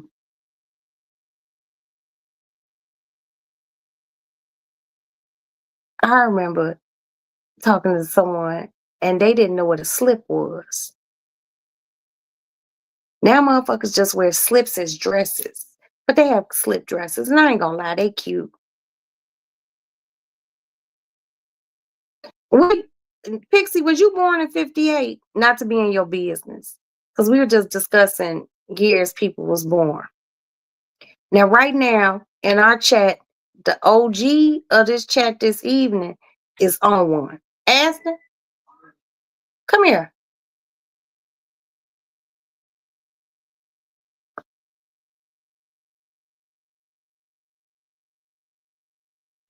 Yes. Why you open up the back door? I was checking something real quick. Wait. What you thought you heard? I just thought I heard something. There was nothing back there. But what did you think you heard? Didn't know. I got checked. There was no one on the back porch? No, there wasn't nobody on the back. Just going back there to check. Heard a noise. What did the noise sound like? It's kind of sad. It's kind of hard to describe the noise. I heard something. Your window locked? Okay, hey, remember, if you hear something, peek out the window first, go to the drawer, take the alarm off, wake your father up too, so he can go to the drawer. And y'all get to that back porch. All right.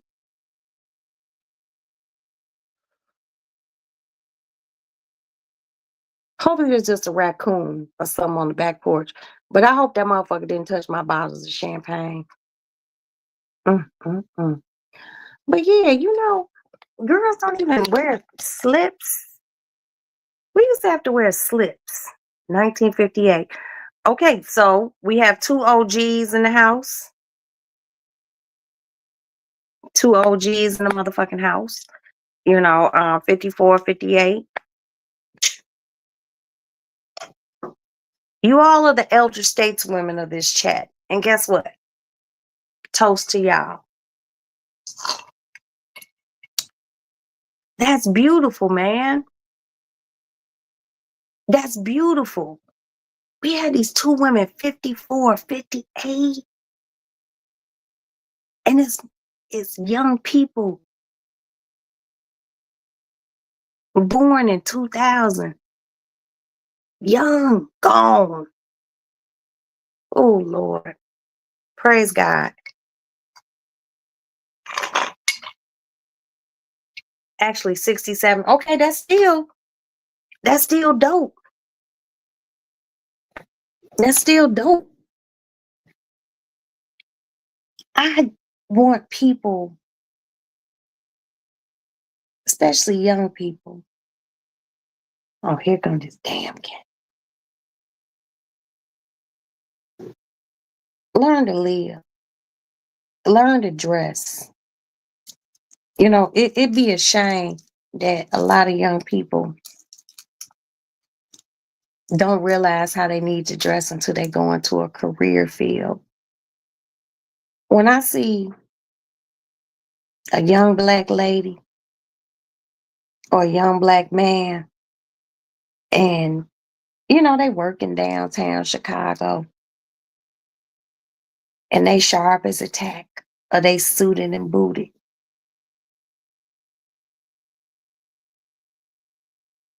with dress shoes on. You know, men don't even have dress shoes anymore.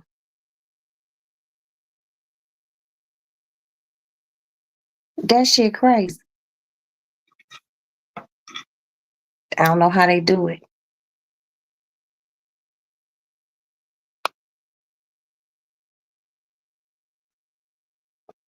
Okay. I'm sorry, Pixie. I'm sorry. But times have changed. So many things. It's just kind of, I don't know. You know, you live, you learn, you see shit, you don't have to like it. And all you can do is guide the young people in your life to dress a certain way. Be upstanding about your dress. Now, I'm not going to sit here and say that, you know, maybe I made the best dressing choices as a young person, but actually it was in accord to what motherfuckers was wearing back then. But what they wear now, that shit ain't sexy. That shit ain't sexy. And a lot of these girls, young ladies, young women, whatever you want to call them, they get mad when the little boy they dealing with get with a girl who wears clothes. She might dress a little scantily clad here and there, but not all the time. These motherfuckers just wear shit out. Motherfuckers, they be in their 30s. I be looking. I know some girls in their 30s, and I love them. And I be looking, and I be like,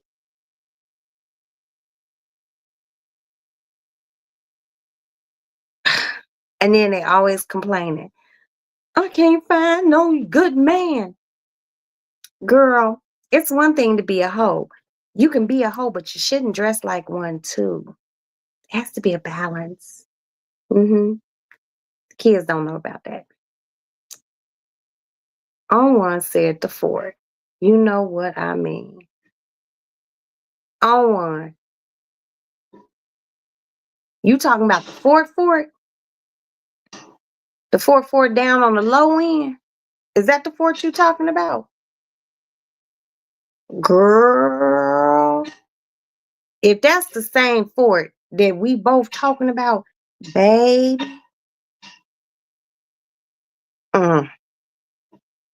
honey, please let me know.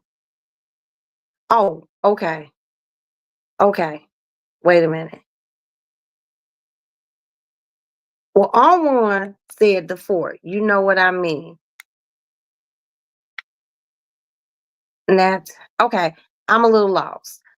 In Chicago, we had a place called the Fort. It was not a nightclub, but motherfuckers used to go hang out in there. And it's where the Blackstones hung out. Black P Stone Rangers. And second largest. I know Naptown's the second largest city, but I didn't know they called it the Fort, you know. But we had a fort here, and I need y'all to Google the Fort in Chicago. That's a little midday homework assignment. Okay,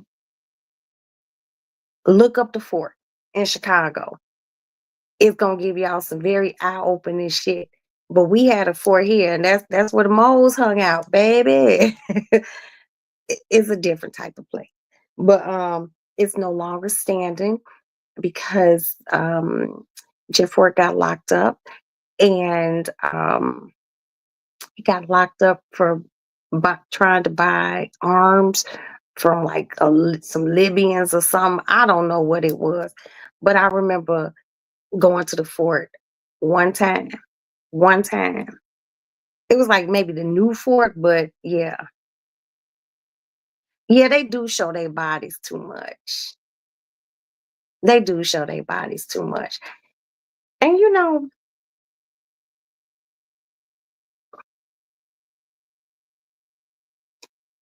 they wear a lot of makeup.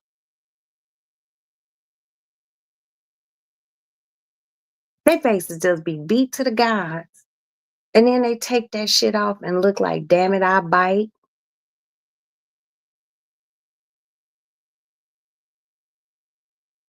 I don't know, y'all. Maybe I'm going too deep. Maybe I don't think so. Now I feel like I'm amongst family. All 11 of you people here, the people who are saying something, the people who ain't. Um, I don't know, y'all. The shit's just weird to me. I'm in that town, right? Okay, y'all knowing about the motorcycle club. Now I ain't never I have some girlfriends who are still they met their husbands in motorcycle clubs. I was never in a motorcycle club, but I do know how to ride a motorcycle. And I remember the first time I ever got on a motorcycle. I don't even want to tell y'all that story. I was a lifeguard. I was like, y'all don't want to tell y'all the story. Then I go into the story. I was a lifeguard, and I can give locations if y'all know Chicago, but I know Eagles know it. I was a lifeguard at Rainbow Beach, and we went to a different beach to party after the beach closed, and the police rolled through, and there was this guy. I do not remember his name. Mind you, I was like 17, so don't hold it against me. I don't remember his name, but the police came and Is it cool if I listen to Cool Air here, my room? are you hot? Okay, yeah, cut the alarm off. Thanks. And the police came to this party to break. It was a bunch of little lifeguards, we all in our late teens, early 20s. And when the police came, everyone like ran. And I was like, and dude was like, come on, get on my bike. Fan, motherfucking fine as frog hair. And I remember I got on his bike and he had like a ninja or something. He drove, he rolled off. Why did I hear the music from Top Gun, Take My Breath Away, when I was on the back of his bike? Hmm. He's a black guy. He was about 2 shades darker than me, but he was like bodied up. I remember this. I didn't have on a helmet. He didn't either. And I remember I got on the little back part of the bike, and this first time I ever was on a bike, ever. And I thought I was supposed to wrap my legs around him too. He's like, put your legs on those pegs. Put your feet on those pegs. And then I just put my arm around his waist, maybe overly tight, and he took off. And then he got to a light. He was like, where do you live? And I was like, I live on Oglesby. And he drove me home. And I was just like, thank you so much. I was like, what beach do you work at? Because I was going to try to get with him after that. Because he was just too fine for me to pass it up. And he told me where he lived. I don't remember his name, y'all. I don't. He's fine as fuck. That's the first time I was ever on a motorcycle. But then I knew I had to learn how to ride a motorcycle. And I did. I learned on my own. Well, actually, that's a lie. One of my homeboys taught me. I knew how to ride, but I didn't have my own motorcycle until I married my first husband, and then I got a motorcycle. But that was like my first time ever on a motorcycle. You know, it was so innocent. He was so fine. My uncle was, your uncle, oh, your uncle wouldn't let. And you know, like in Chicago, they have like black motorcycle clubs. And they have like leather jackets. Cause you know, I didn't know nothing about no motorcycle clubs. I knew about the Hells Angels. So I didn't know that black motorcycle clubs existed until I got older. And one of my girlfriends, there's a motorcycle club. It used to be on 75th Street. Eagles, if you know what I'm talking about, then chime in. It was a motorcycle club. It was west of the Dan Ryan. And she was like, yeah, girl, come hang out with me. My boyfriend has him and his motorcycle club. And I was just like, motorcycle club. And I went and they had motorcycle jackets with they club insignia on the back and shit. But I was just like, okay. And some of them had like the big like motorcycles, like the cruisers and not cruisers, but like hogs, like the Harleys and shit. Some had crotch rockets. I learned how to ride a motorcycle on the crotch rocket. But I mean, if you know how to ride one motorcycle, you know how to ride all motorcycles. But I ain't never dated a guy who was in a motorcycle club. I done had my shares of dudes who rode motorcycles, but just like never a straight motorcycle club dude. hmm I used to come to Chicago all the time. The Hawks MCs. What? Now I'm gonna ask around about the Hawk MCs because they sound scarcely familiar to me. My husband has a Harley Davidson. See that like now I'm old. My husband was like, "Can I buy a motorcycle?" And I was like, "Nah, you can't. Mm-mm. Nah." He was like, "But I really want a motorcycle." I was like, "Wait till you retire." My son asked him on a motorcycle. I don't know. It's just something about motorcycle. If you know how to ride a motorcycle,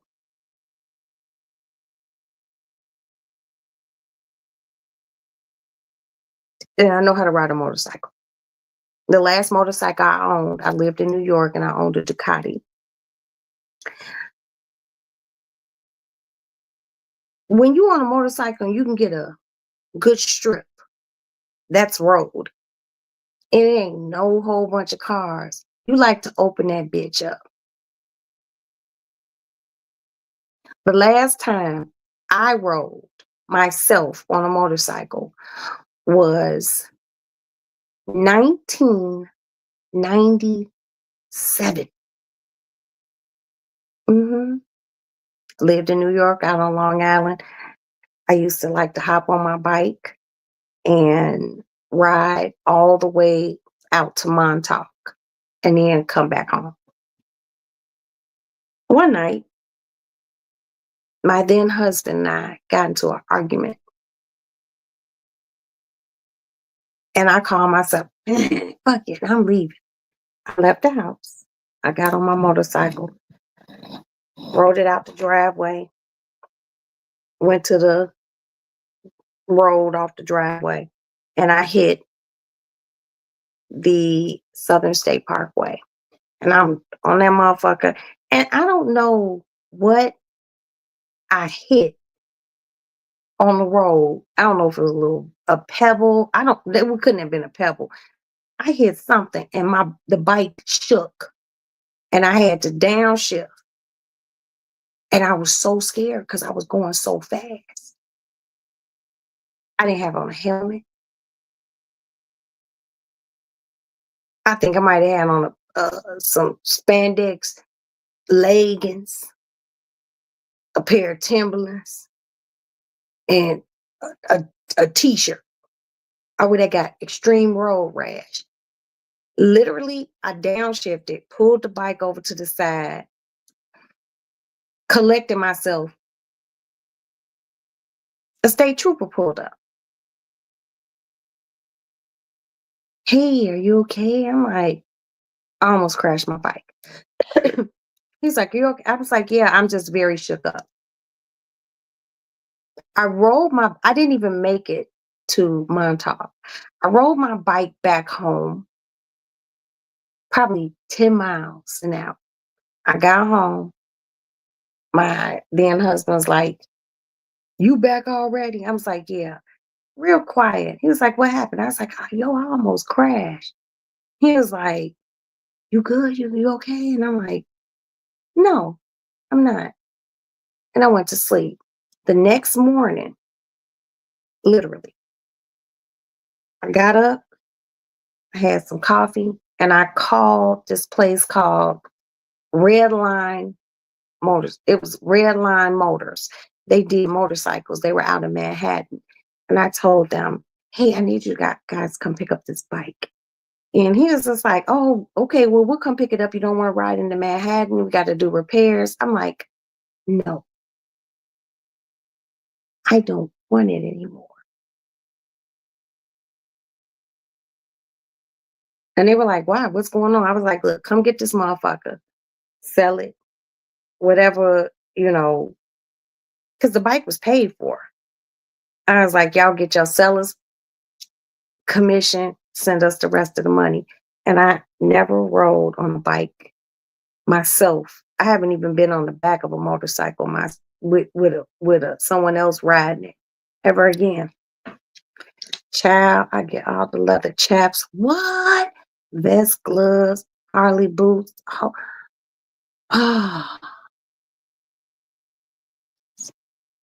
what? All that gray hair blowing in the wind. Oh, baby, you just out here. Hold on, let me put that up there. Fuck. You just out there sexy on the bike, ain't you?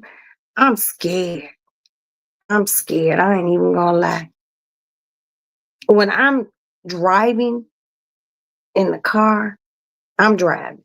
And especially in the summer, and those motorcycles be zipping. I stay far the fuck away from them.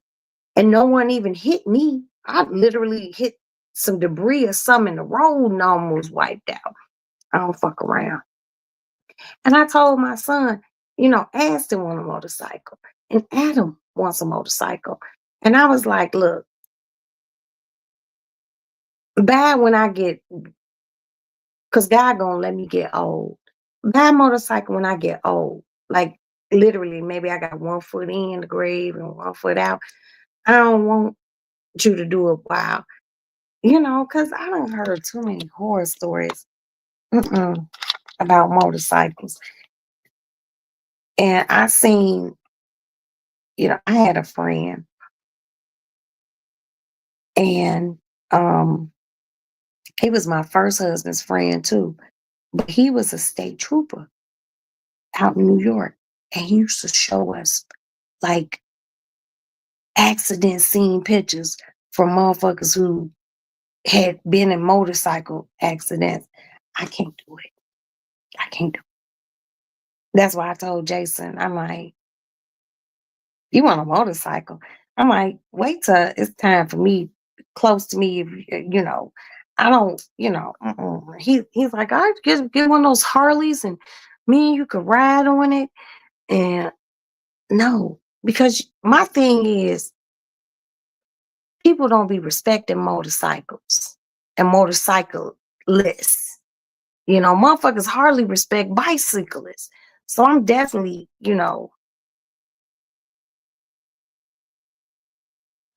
oh, one, you gotta send me a picture. I will not share it on my kids. I promise you I won't.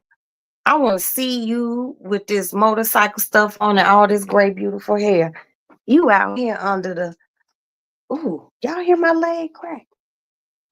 Hold on, y'all. Let me see where the fuck my son is. Because he said he was watching a movie.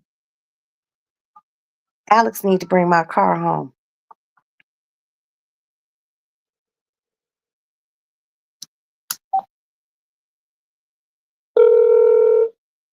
Hey, we're trip. I'm leaving right now. I'm Mm-hmm. outside. Okay. I also tried to get your scarf, and that didn't work. But I'll be home soon. All right. What soon? Within the next 30 minutes, 45 minutes. You right down the street. It shouldn't take you that long, but drive safely. I will. All right. I love you. All right. Love you too. That movie wasn't that long. That boy needs to stop playing with me.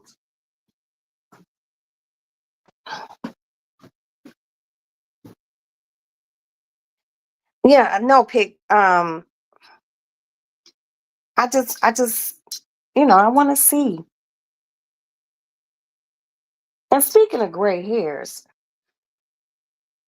I'm getting a lot of gray in the front of my head. Not in the back or the middle, just in the front. Mm-mm-mm.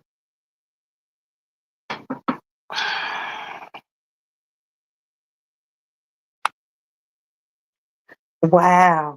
We try to ride as much as we can. Wow. But you in the Blue Ridge Mountains, baby, so I know it's beautiful there. Chicago has a beautiful skyline. You can hit the Lakeshore Drive, but people don't respect motorcyclists. People are nasty. People are mean spirited. I remember once I was in my car and this guy was riding this motorcycle and he wasn't, being, stuntastic. He wasn't doing nothing extra.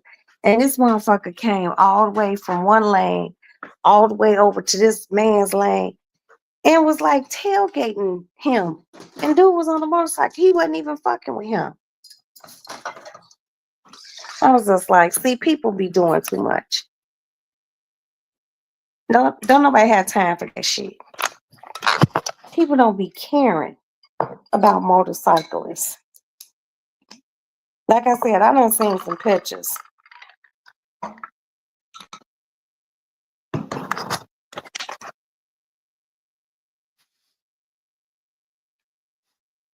Well, I'm just gonna let y'all know this. On one, a Stormy. If y'all live in Chicago and y'all know some motorcycle shit, yes. What was the login for ADT? My phone. They did. What do you mean? I don't have.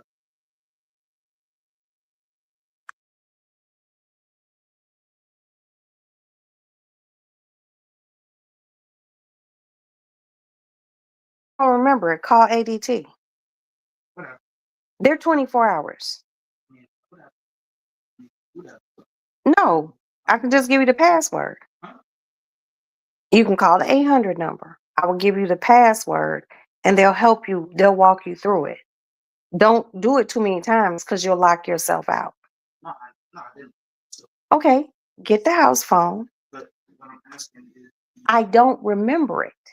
hey, look on your what's it called? See what the username is. Now. The username. You can see what the username is.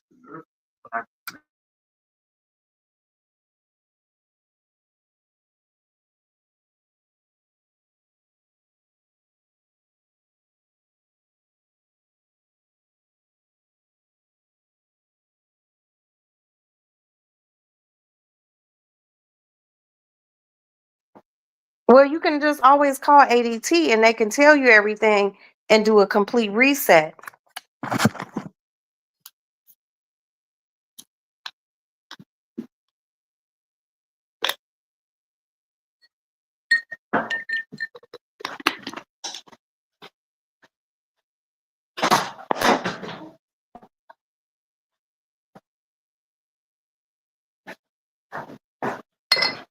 Hey, Asta,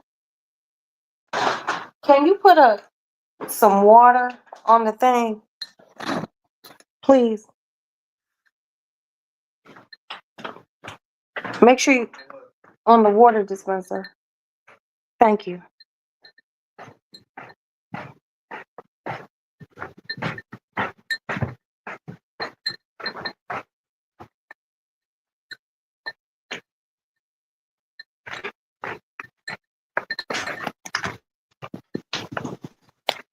Okay, we're back up in the lounge.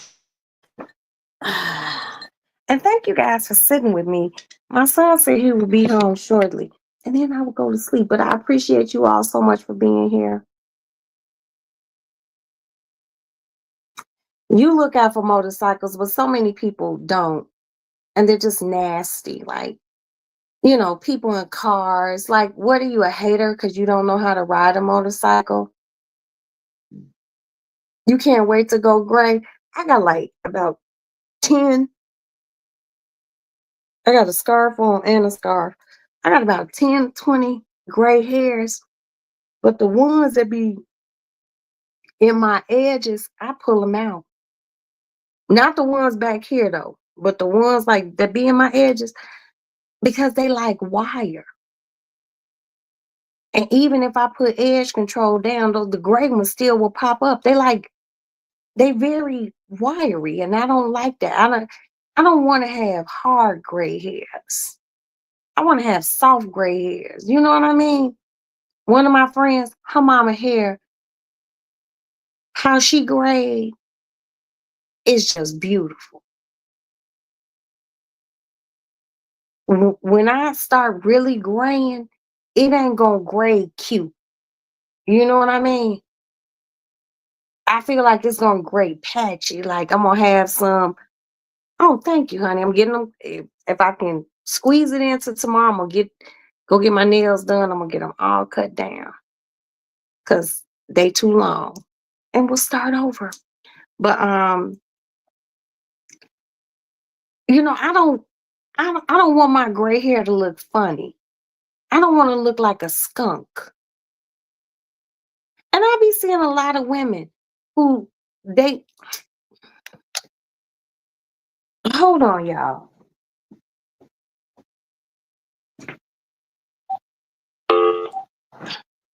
I'm sorry, y'all. Can you hear me? Please let me know if you can hear me. Just give me a why. Because my son called and cut my live. Yeah.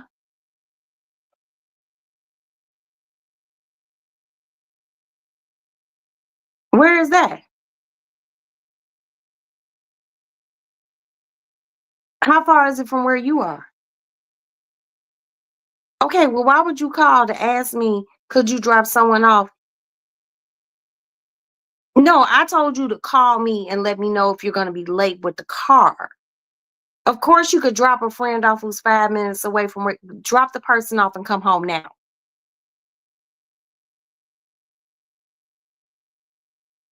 Okay, yeah, that's true because I need to know your movement. All right, go drop your friend off and come home because I want to go to sleep. All right, love you. Bye.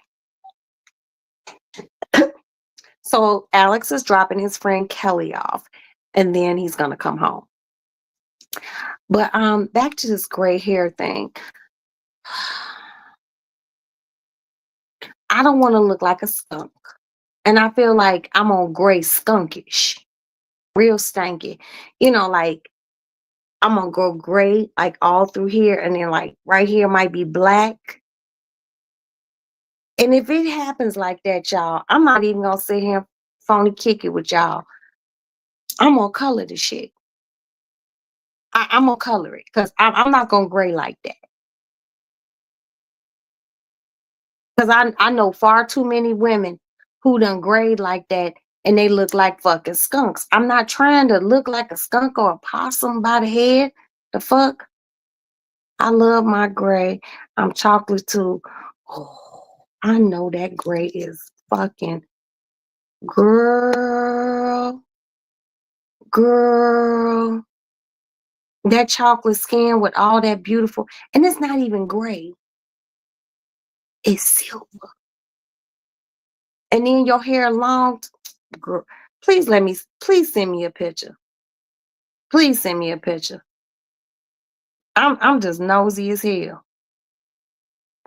I want to see it.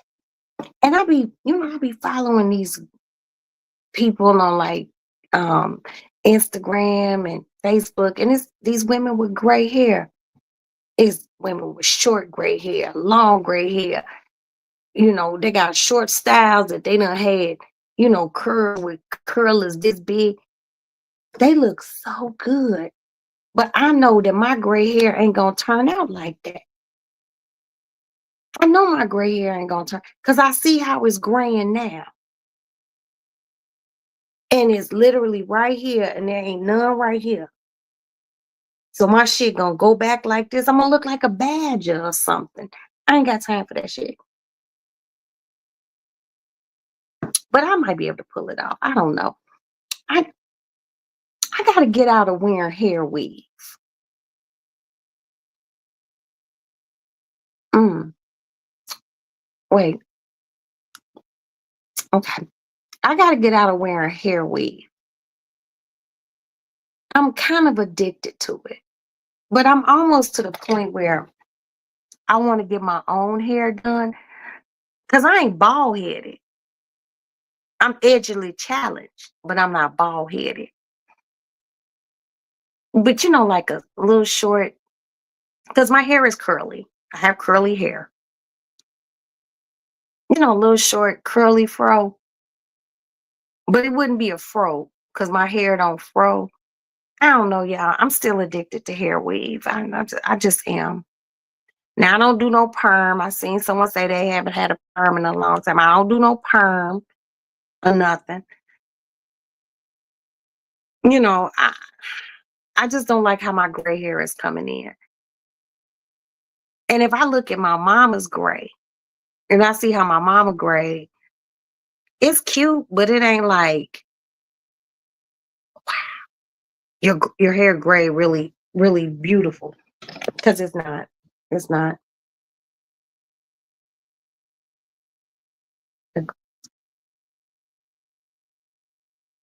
Adaptive. If you let the, I mean, it just depends. Like I said, I don't I don't want if I'm on gray, I want a gray all over how, you gray, just boom. But how my gray is coming in, it's not cute. It's just not cute. And me and Val had a conversation. She was like, why don't you just wear you I got like 2 or 3 wigs, but I don't like wigs. I like weave. I don't know what it is about. You know what it is for me about wigs and weave. I done seen too many bitches get their wig snatched off. They wig. You know, I like the good old hair weave because I'm too old to be fighting or anything like that. But in Chicago and anything could pop off. Don't rip my wig off my head. A weave is thrown down. I love a good hair weave. I love a cute wig. But damn it. Here's that mom. I don't know, y'all. I know I'm gonna get my hair weaved. Because bitch, I'm ready for some inches. Okay. I'm ready for some inches. But then there's also a feeling of freedom. Just having my own hair. Like all my hair is slicked back, it's in a ponytail. I put my scarf on and I keep it moving. But I really love my wig. My husband's like, your hair is so pretty. What are you gonna do when you get really old? I was just like, I don't know, because I'm not really old yet. Let me figure it out. Wigs seem, thank you. Wigs are cute, but they be hot. But some about weave with my hair weave, I don't know, y'all. I like length. You know what I mean? Because then you put a messy bun, just all sorts of shit. I don't know. I haven't reached that level of enlightenment. Hey, Truth. Happy New Year's Eve. Truth, truth, truth. Hey, baby. How you doing? Girl, we just having all sorts of conversations. My hair is graying, but it's graying like right here and not right here. So I feel like I look like a skunk. So I'm gonna get my hair reweaved. And any grays that grow up here, I pull them out with tweezers. That's just because the ones that grow up here, they're very wiry, very wiry. I don't like them. I don't like them.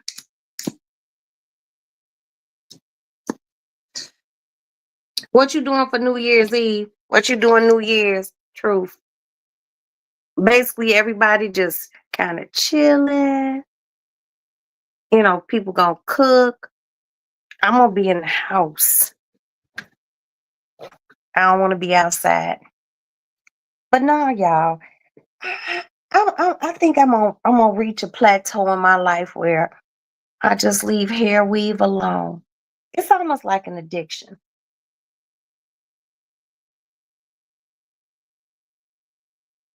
I love hair weave. But y'all know what? I'm gonna tell you a story.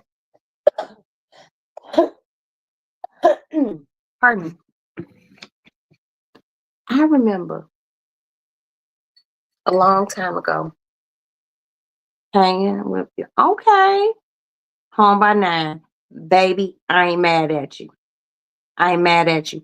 Home safe in your bed, man, your motherfucking business. Girl, please. I love you. So I remember years ago, it all started off.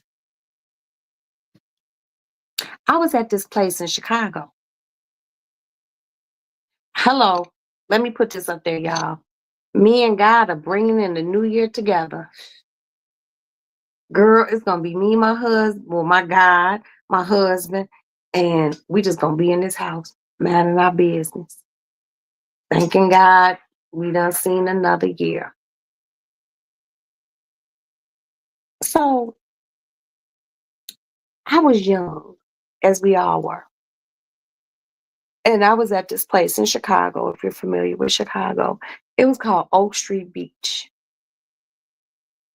And I was there with my friends, and we were smoking some marijuana and drinking some beer. And this chick came up to me. Oh, hold on one. I'm in the house trying to finish the book, The Davenports.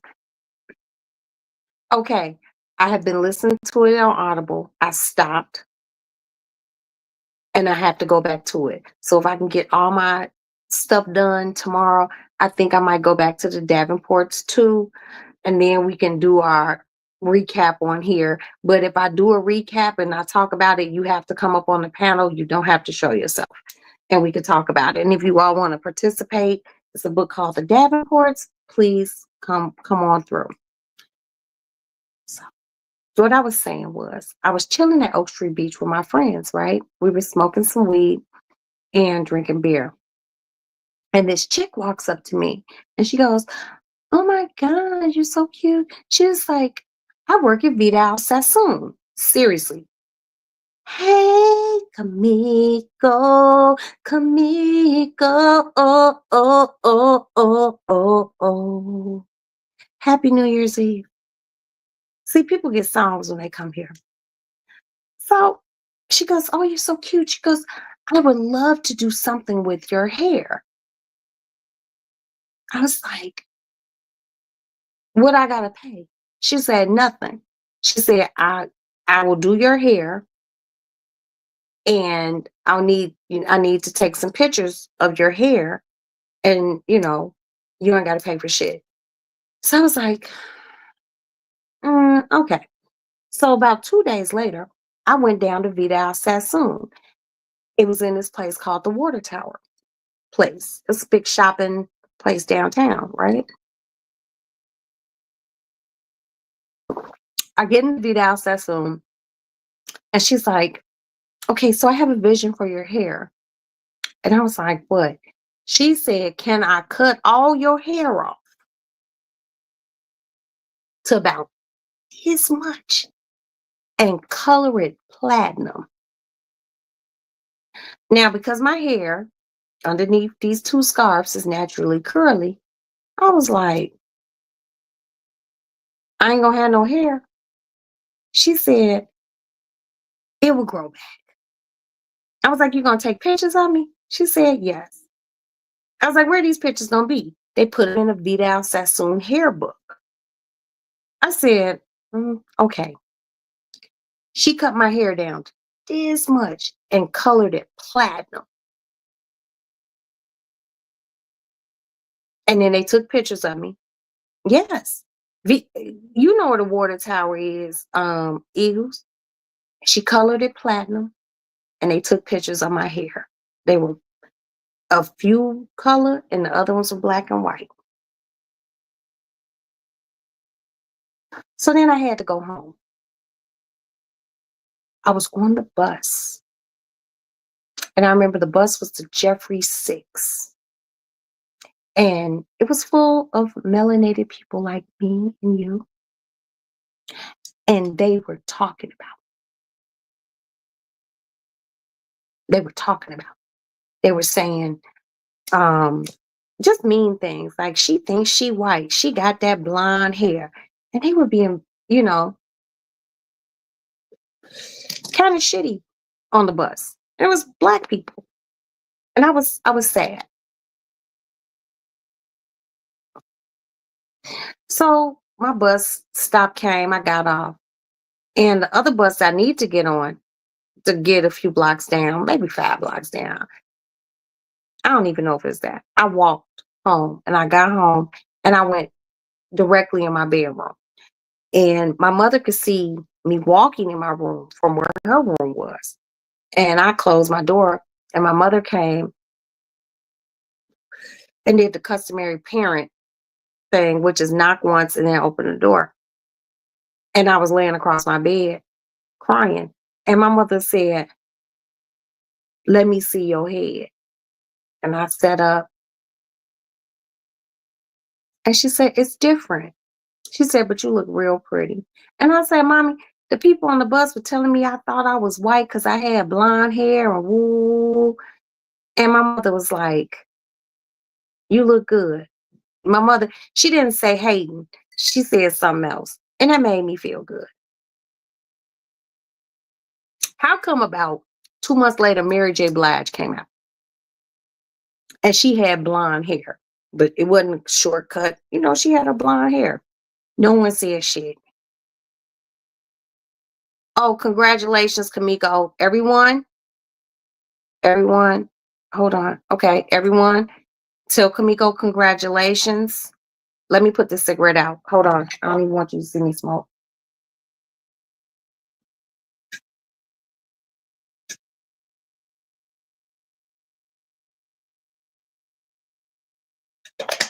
Okay.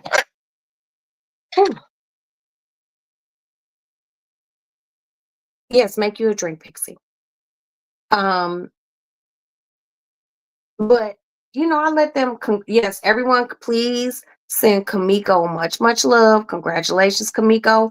Girl, you're stronger than me. You're stronger than me. But people talked about me on the bus that day, and I was so sad. And as my hair grew, the tips of my hair were still platinum. And then my uncle, that's my mama's brother. His name's Samuel. He started talking to this chick, and she did hair, right? And by then I was pregnant with my first child, Alex. The one I'm sitting up waiting to get home with my vehicle, because I need to see both my vehicles in front of my house. And my uncle was dating this girl, so she wanted to be good with the family, right? She was like, oh, all you need to do is get a hair weave. This is when it started. Now, I didn't have enough hair for her to braid. So you know what she did? She glued it in. This is the first time I didn't even know you could do that. She washed my hair, she dried it, and then she parted it, and she put glue. And this before the glue came in a squeeze bottle. It was like in a nail polish bottle by a company called like Licaire or somebody. And it smelled really bad. It smelled like dirty coochie. And she brushed it on the track and she glued that shit down and blow dried it. And I had a head full of hair. And I have been hooked on hair weave ever since. Now, I was just gluing the hair in. Once I realized how she was doing it, I was like, I could do this shit myself. Plus, my uncle broke up with the chick. So, no more free hairdos. So, I realized, understood how to do it myself. Now, the first time I ever got a sew in, you can do it, Kamiko. Y'all tell Kamiko she could do it. Y'all tell Kamiko she could do it. If you have moments of weakness, call me. And I'll just tell you, like, you're stronger than me and don't smoke. I'm trying, not trying, but you're doing it. So you're doing great, okay? I didn't get my first sew-in hair weave until I was living in New York. You just made some coffee. Yeah, because that glue that they used to use back in the days to do a glue-in hair weave, it smelled like stanky coochies. It was horrible. Oh, my knee had to crack. You know, it didn't smell good. But the first time I ever got a sew-in hair weave, a girl in New York did it. I would not say her name because I found out she had been sleeping with my husband at that time, but gonna let that go. But she gave me my first sew-in and I was addicted after that. Before 2024, you hadn't smoked in 2 years. I'm not going to ask you why you started. It's not my business. I'm just here to support you. You got this. You can do this with a strong muscle arm. You got this. I'm going to try to get some sort of pill. The other pills I was on to help me stop smoking, they would give me really bad nightmares. They were vivid. And it was just, I'm waking up like looking around, questioning, was I still asleep? But hopefully they could try a different pill for me after the new year. I love you too, Kamiko, motherfucker. You got this, girl. Shit.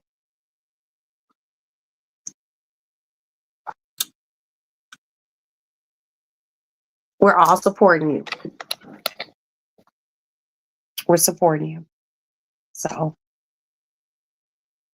rock out with your cock out, baby. You got this. But yeah, you know, that was my first sewing when I was in New York, and I just kept getting them. And then you could find different lengths of hair. Because the hair I was buying in Chicago, it wasn't, you know, it was probably to right here. You know, I always do a curly, big hair type thing. But then I was living in New York and I found out you can get inches. I was like, this is what inch? Shit.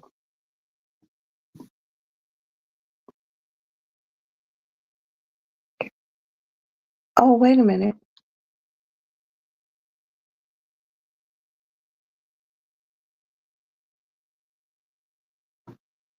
You did tell me you were taking care of your mother-in-law, and I told you that was a beautiful, beautiful, beautiful thing. My mother-in-law passed away in May this year, and my sister-in-law took care of her.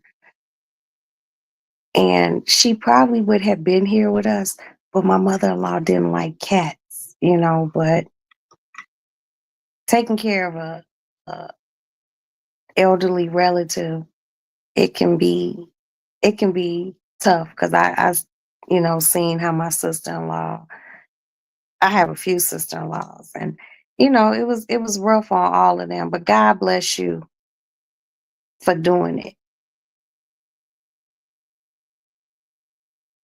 I have the best fucking people who come over here in this chat. It ain't too many of us.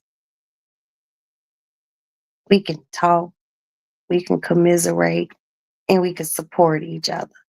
So everyone send good vibrations to Stormy because that's major. And you know how it's major?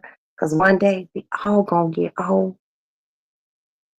And we hope we have someone that's loving and caring as Stormy to take care of us.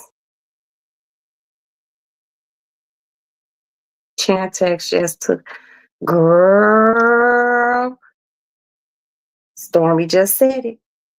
That motherfucking Chantex. Yo. I took care of my mom until she passed away January 13th. It would be 11 years. And you're a good daughter. And you did what you were supposed to do. And God bless you. Because it's people who don't take care of their mothers or fathers in their older days. Over here, we taking care of mothers and fathers. We making motherfuckers comfortable because they made us comfortable. And guess what? Some parents didn't. And guess what? We still gonna do the right thing because that's what God wants us to do. Straight up. Here's to y'all. And this is a tequila sunrise.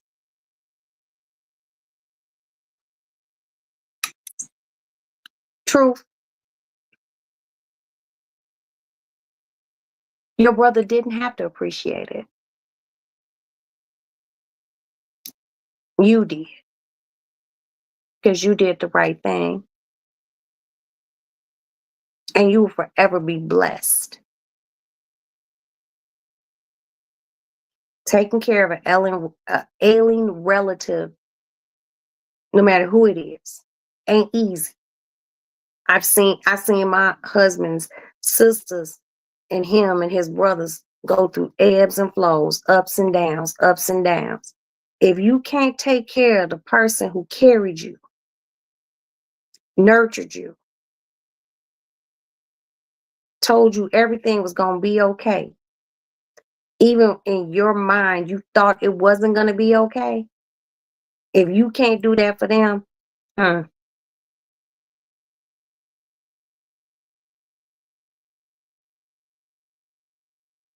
I know that's right. Oh, Stormy, do not make me cry. Do not make me fucking cry, Stormy.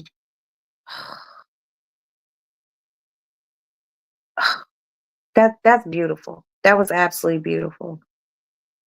I know that's right. Oh my God, did my son just text me and say, I just peed at Walgreens? Hold on, y'all. I just peed and walked out. Kelly is getting, okay, I don't know what him and Kelly are doing, but nigga, bring me my motherfucking car. I took care of my birth mother until she passed away in 2022. Her birthday was this month.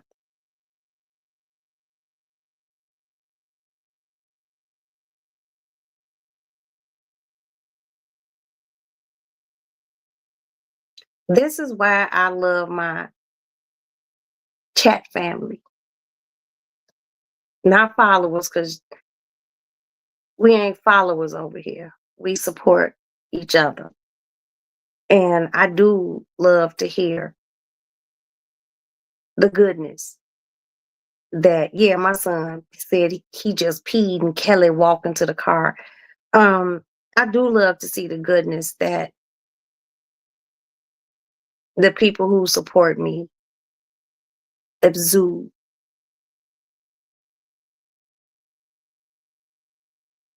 You know, it's, yes, God bless Kamiko.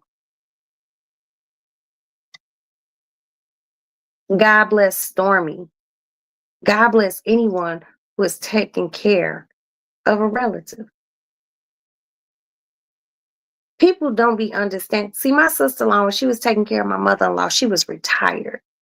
But there's people out here who aren't retired and they're taking care of a parent, an older parent, an ailing older parent, and they still got to go to work. They have to map their life around their parents' life. They held you coming into the world. You hold them as they get feeble and older and need you. It is the right thing to do. It is what you're supposed to do. You know, and it's a beautiful thing, and you gain blessings from that. And you're not doing it to get a fucking pat on the back.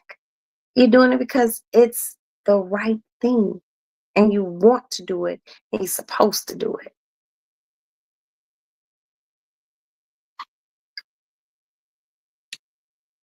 You know, I my father is gone.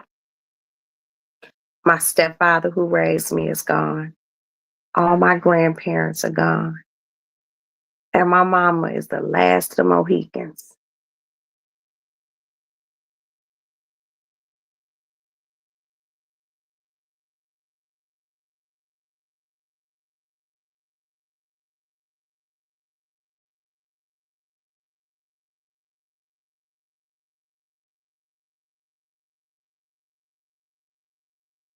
And I love her profusely.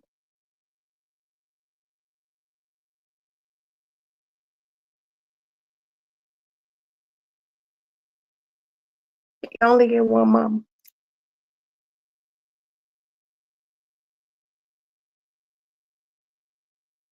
Good, bad, or indifferent.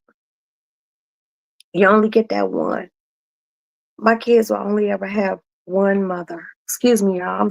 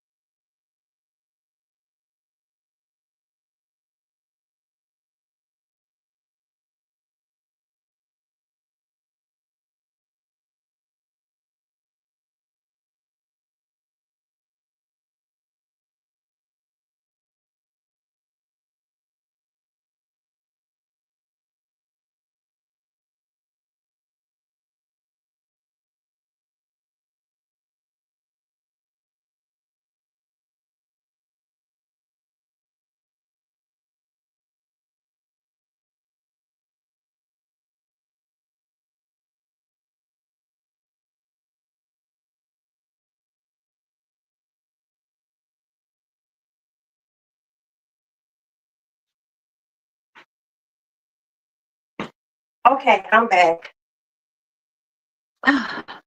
Not only did I have to pee, I had to compose myself. But no, mothers are awesome. Um, I look exactly like my mother. So looking at my mother at 73, pardon me, if God grants me to see 73, I see me. And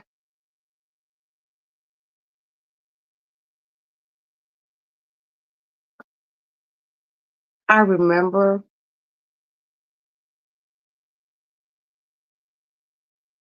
my mother being young, like in the 70s. Like in the 70s, 70s, 80s, my mother was bad mother. Even 70s, 80s, and even into the 90s.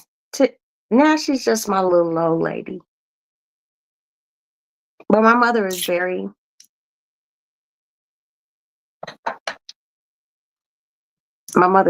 elegant. My mother is very refined. My mother always wears pearls. She dresses very tactful, comfortable though. My mother can cook. Everything I know about cooking, I learned from her and my grandmother. My mother is funny. My mother is moody. My mother is a shoulder. And even at my big age of 53, she is still a disciplinarian.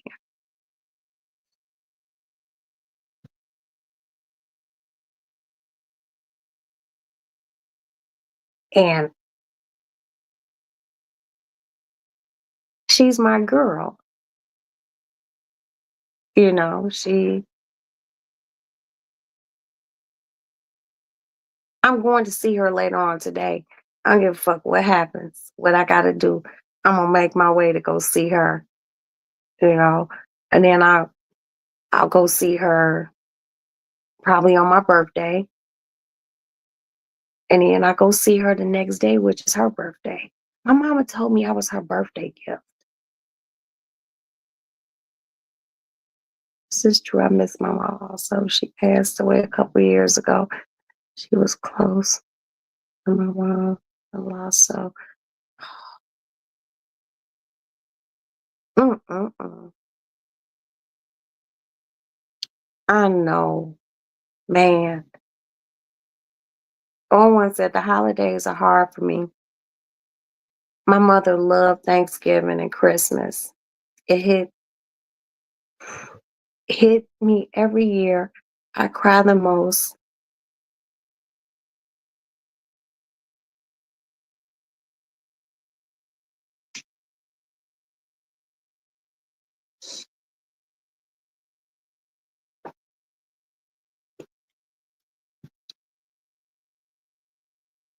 I cry most of those times because I miss her so much. If your parents are still here or love them. See y'all.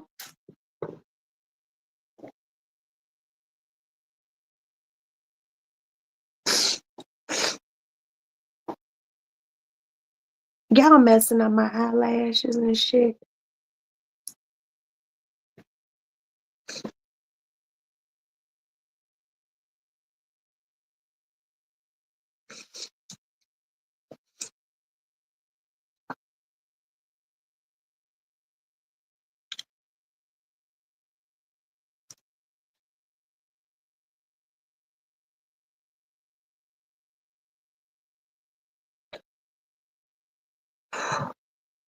Alicia said, my mom is the only person who would tell me the truth. Straight no chaser. I love and cherish her for that. Yeah. My mama too. My mama is a motherfucker. And I love every motherfucking thing. I'm sorry, y'all.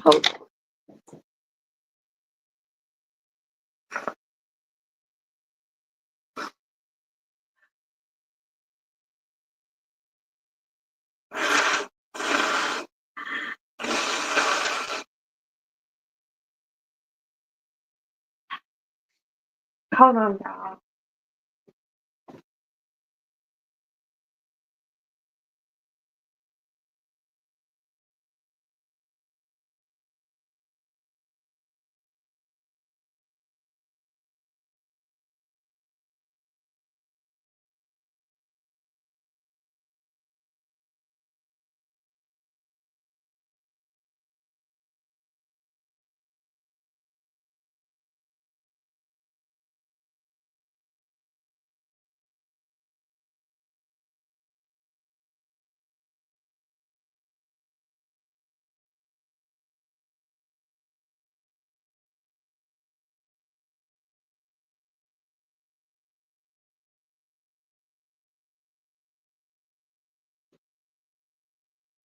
Okay. I'm back. I mean, we're having this real love fest this evening. Ugh. See, y'all got me all tearful, and I made myself tearful. But I'm getting ready to put some of this in my eyes. It's called Lumify, and my eyes are gonna go from unred back to white.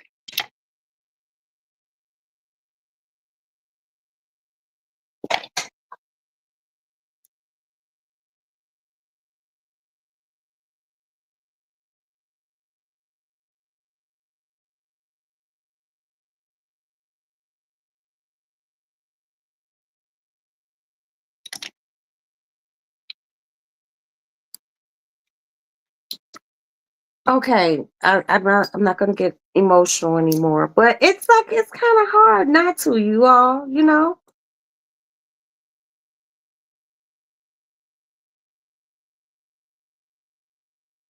Okay, okay, tighten up, tighten up. Okay, okay, glasses back on. Yes, Lumify is the shit, and I'm just gonna need you all, everyone, 2025. If you have a Sam's Club card, Costco card, go buy it. It comes in a 3-pack. Oops. It's called Lumify. I don't care how red the white part of your eyes are, it will make these motherfuckers white. Go buy it, check it out. But no, you guys, I am really loving this evening with you all, and I appreciate you all. And guess what? Everyone here loves their mama. Okay? Everyone love their mama. You only get one.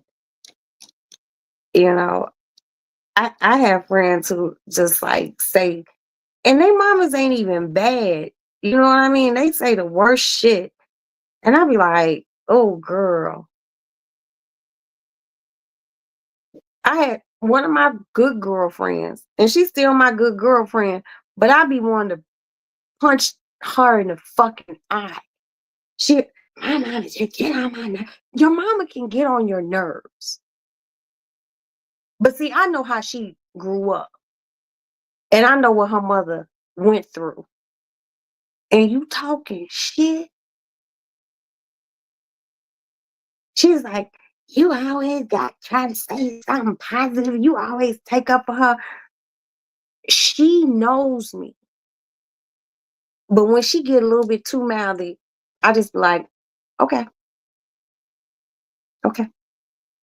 Me just okaying you and not going into anything with you, you're really getting me there. You're getting me there to the point that I want to touch you. And I haven't talked to her in about 3 months. And you know I haven't talked to her. And she follows me on here. We grew up. She live in Chicago. She got mad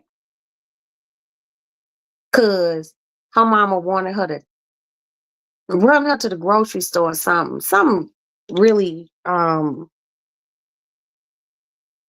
something really just take her. But she wanted to go lay up. She wanted to go lay up. And I was just like, our conversation ended with, bitch, you raggedy. And she was like, what? I said, bitch, you raggedy. I said, go lay up.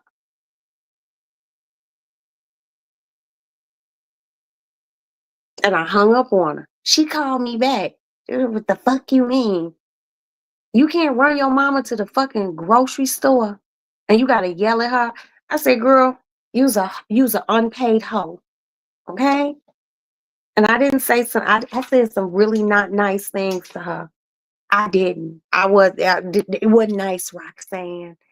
Because, you know, when I really know you and I've known you a long time, Roxanne mouth can get gutter butt.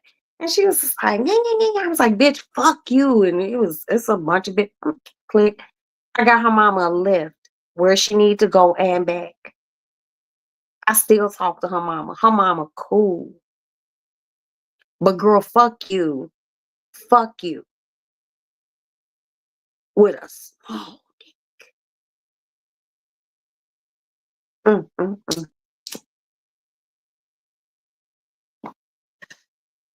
I hate an incomplete ass bitch.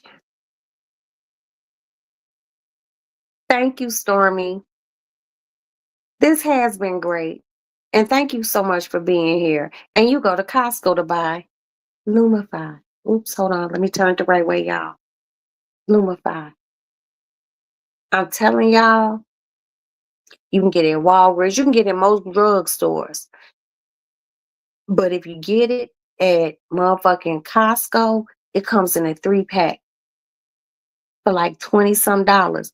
One bottle at Walgreens is like $28. One bottle.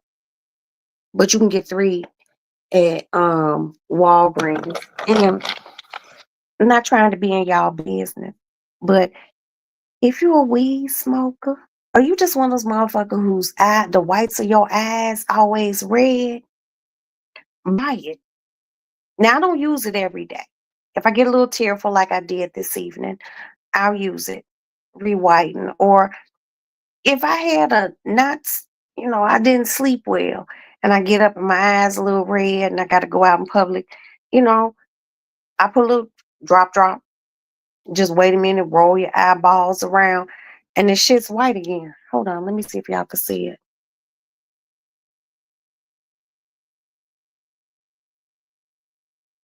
It doesn't even look like I cried. And I did. And those weren't sad tears. Those were just happy tears because we were doing some sharing about mamas because we love our mamas.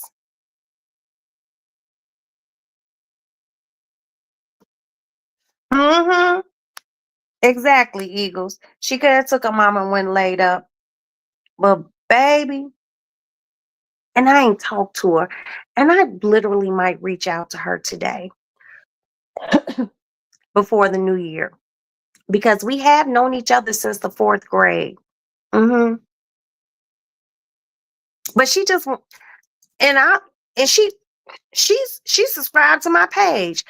But if she hear me, if she see this, stop being so dick hungry. Yeah,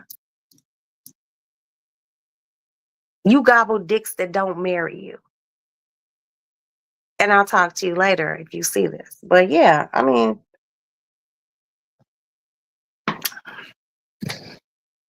but her mom all good. My mother-in-law loves for me to make chocolate chip cookies and cupcakes so I don't ask for, and so she don't ask for much. No, ain't nothing wrong with that. It's just the motherfuckers who don't, you know, who don't do it.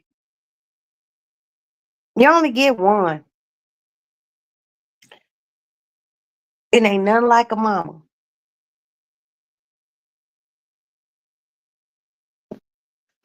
Love them while they're here.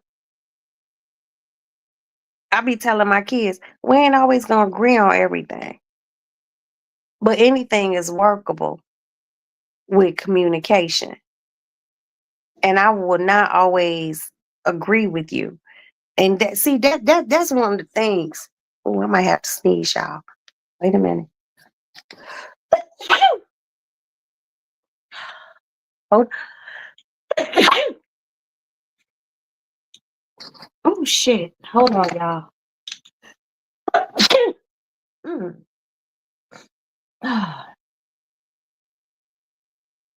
Is there another one coming? Oh, do I have another piece of tissue? No, I don't. Okay.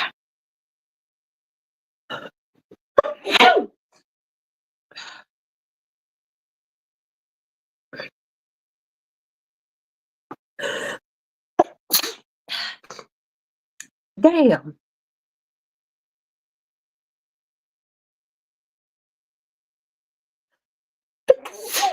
Let me go get a piece of tissue, y'all. I'll be back.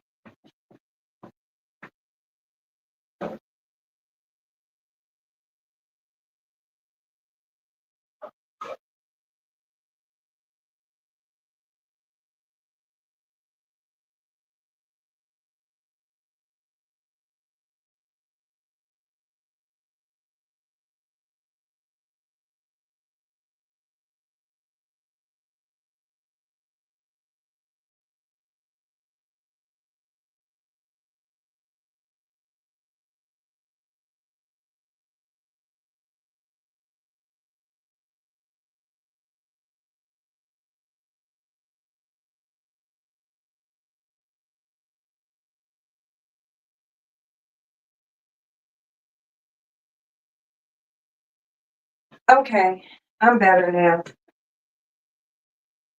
I done sneezed like 3 million times. Hold on.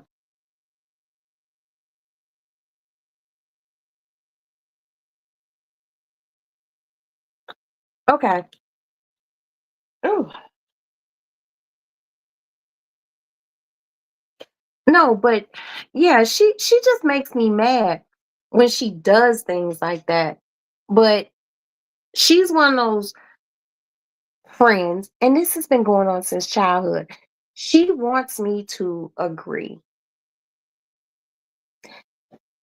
Now, I may give the semblance that I might agree, but I'm not one of those people who's going to tell you I don't agree with you. Just it depends on the situation, just like out in the open.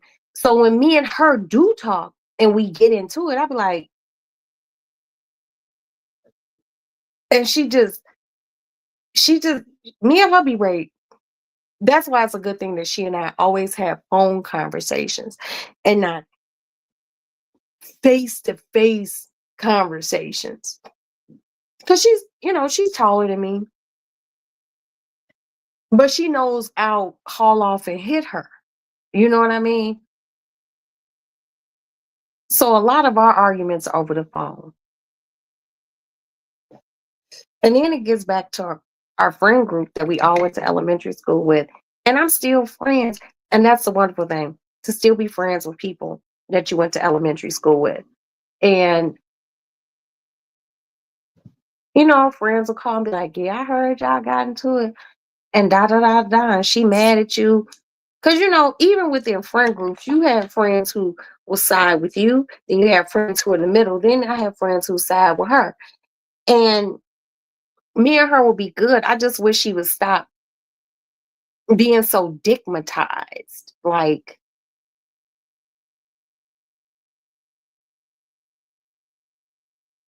you can't never put dick before anything unless dick is paying bills.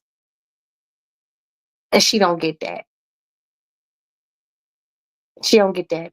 And in our big age, in the 50s, girl, you got to do better. And she said, I've heard that I'm judgy before. And I don't be judgy, but I be judgy. But I'm just telling you from a place of love. And if you don't understand that dude ain't got a job, yeah, he got his own place, but he can wait while you run your mama to the grocery store. If he can't wait for you to run your mother to the grocery store and take care of things she needs to take care of, he ain't no dude worth having. Because I bet you he would tell your ass to wait for his mama. And she don't be wanting to hear that. But me and her have been going through this shit for years. I kind of feel like maybe she and I need to fight.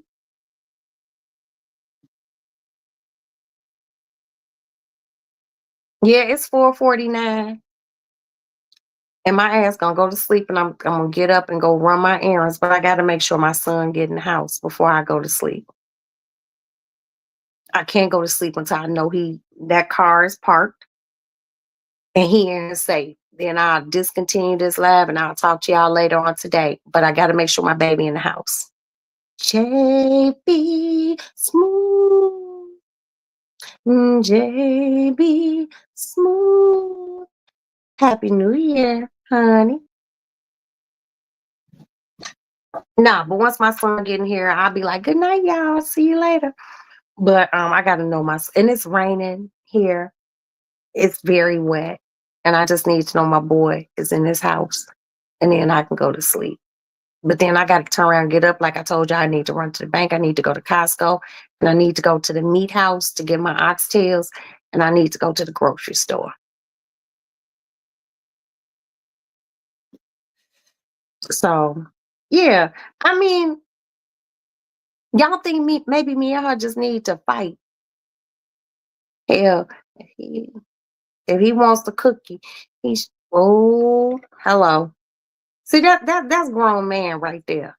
Eagles a Chicago man. I know, it ain't for me to tell y'all where Eagles live here, because I know where Eagles live. I know what side of town he hail from and the whole 9 yards. That's grown man shit. But see, that's why she can't keep no nigga. Because you put so much in him and he don't see you putting anything anywhere else. That's why those relationships don't last. Because while he doing it with my friend, he probably doing it with another chick who makes sure her mama okay. And he like that. Men like to see that nurturing side. And, I don't know. I ain't gonna talk about it no more. Because one of our friends that we grew up with might be in the bush and like, girl, she was going in on you last night. You gonna come over here and whoop my ass? I didn't lie, but it is what it is. Yes, I'm making oxtails tomorrow, but not a bunch of them. So I got some running around to do. I'm gonna try to get everything done. Oh, it's gonna be a struggle, y'all. So if my son make it home, hold on, y'all. Let's call Alex. See where the fuck he is.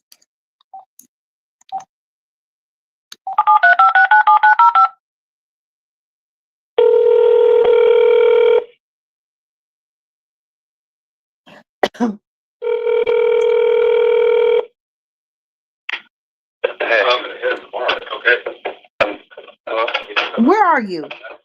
I'm logging out now. Alex, you would not use my car anymore, the car or the truck. You told me 30 minutes ago you were dropping your friend off and you were coming home. Yes, did you not see the text I sent? No, I didn't. I texted you like what was going on, but you're outside. If you've been drinking, you can stay there. No, I haven't been drinking. Like I went to James's and smoked. That's it. I don't drink like that, Mom. Then why is it that you told me 30 minutes ago you would be home? I'm sitting up waiting for you to get home. I know, but that's what I texted you. I said waiting to pee, and then he's going through getting divorced from my friend, and he can't keep talking. And yeah, I'm sorry. Well, what does you peeing and your friend getting a divorce have to do with you bringing my motherfucking car home? No, because that's why it took a little bit longer than. Well, who's getting a divorce? Kelly is, which kind of sucks because we're all in the same friend group. Well, where's Kelly at? I mean, he's inside. Oh, it's a boy? Yeah. Why he getting a divorce? I mean, long story, do you really want to know? Yeah, I want to know why he getting a divorce. Because one night, like, they all were in Michigan, and he got, like, really fast, like, trying to catch up with them drinking, and, like, kind of, like, did some wild shit in front of his wife, with, like, two of, like, our very, very close friends, and they've been, like, living, like, separately for the past, like, year and a half, and now, like, she was like, yeah, like, I want a divorce. She essentially did what, like, Chelsea, like, did to me. Like, kind of let him on, and then was like, yeah, no. And, like, we're all best friends. But, yeah. Mm. Yeah. Wow. Yeah, it's pretty bad. It was bad, bad. I mean, Were you there when it happened? no. Okay. No. Okay. Well, y'all too young to be getting married, and plus y'all not like built, you know, y'all not built for longevity. Y'all not built for distance. Y'all race runners. Y'all sprinters. I mean, and also, like, I'm gonna tell you this, please don't tell anyone else. But so he also, like, I hope he didn't put my name in. So last week, like, me and him, like, actually, I'm not telling you this. All right. I don't want to know. Yeah, you don't want to know.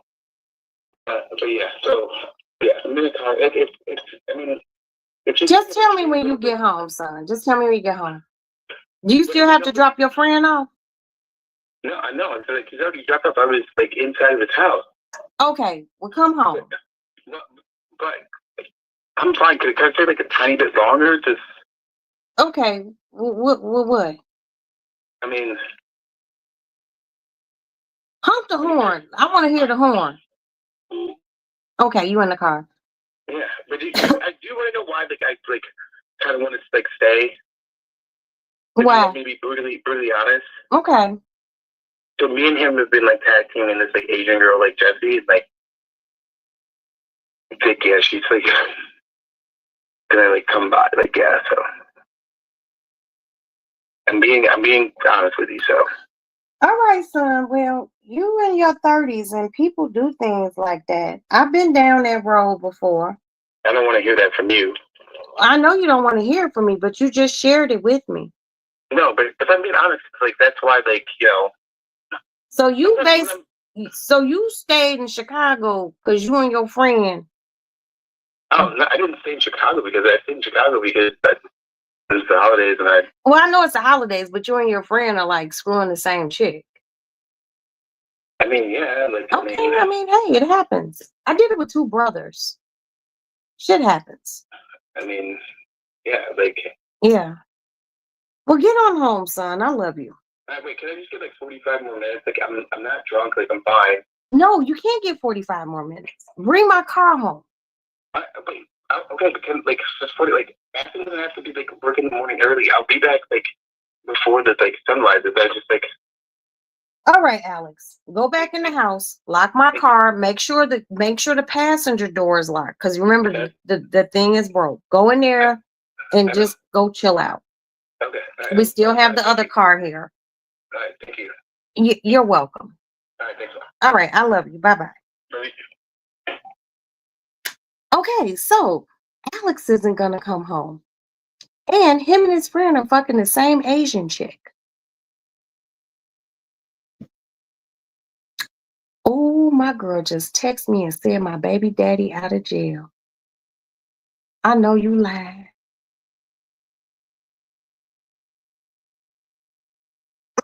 Mm. Children work on our brains no matter.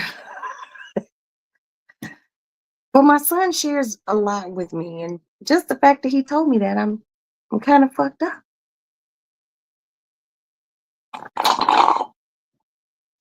I don't even know what to say.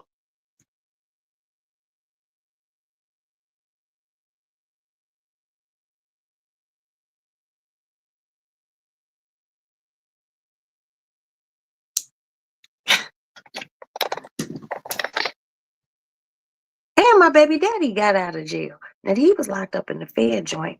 So I don't know what's going on with that. All I see on my text message says he out. I just have too much going on at almost 5 o'clock in the morning, 4:49. I can't believe my son told me that. But you know what? I'm not going to judge him. No, I'm not. We've all been young. And we've all made mistakes. And it might not even be a mistake.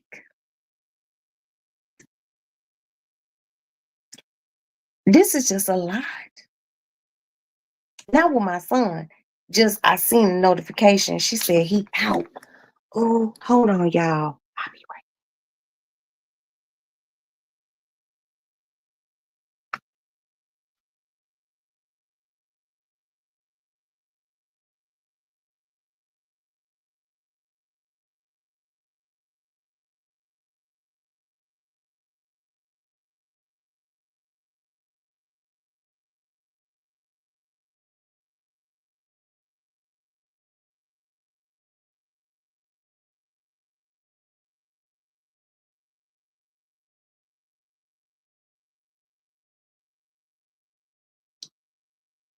Okay, I'm back. And my husband just texted me. He said it's 5 o'clock in the morning. I didn't know I had curfew. Hold on, you guys.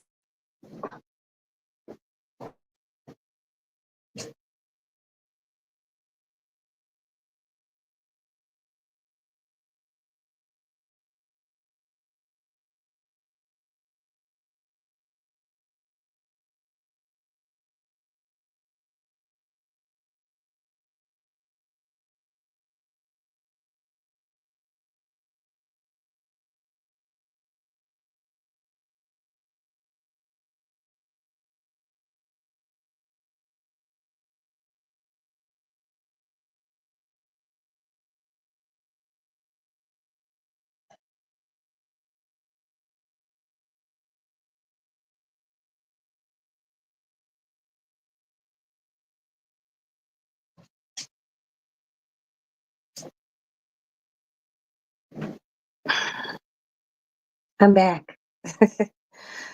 um,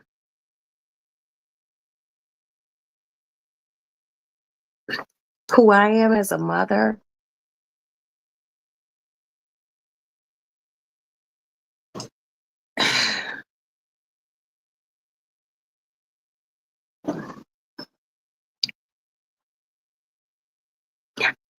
I'm a child of the 70s. So we came up with a different set of rules. And I remember being judged.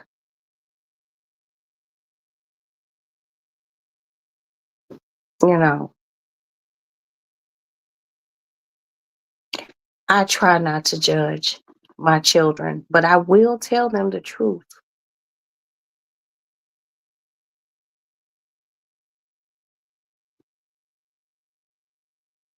Mama don't walk on water. Only person that did was Jesus Christ. But I keep it 10 toes down.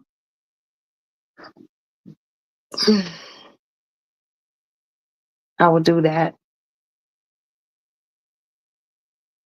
And I hope they are protecting themselves. And I don't know.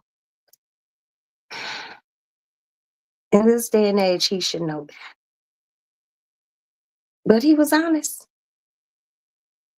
So I'm just going to send some prayers up for my baby and his friend who's going through a divorce. And, it should be crazy. But my children tell me damn near everything. I got 7, and we do talk, and they can share with me, and I would tell them my opinion, and sheesh, we're gonna keep it fucking moving. Well, exactly, Pixie. Because y'all see how long it's been since he said he was on his way home. I knew it was some tomfoolery going on, because it just got longer and longer and longer. But I guess they got something falling through. I'm at home. Y'all at home. Um, yes, Eagles. Yes. Prayer. just prayer. They young. I used to be young. I used to be, and my son's like in his 30s. You know what I mean? I was young, and whew, We ain't gonna go over young Roxy's life. Lord have mercy. But I'm here, you know. Well, good night. Good morning, everyone.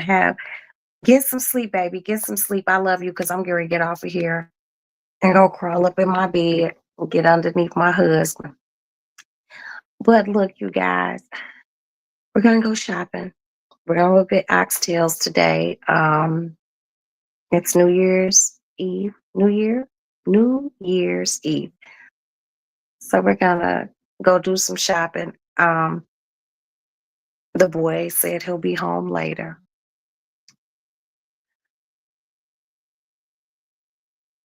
We'll figure it out. It's life. Life just be life. And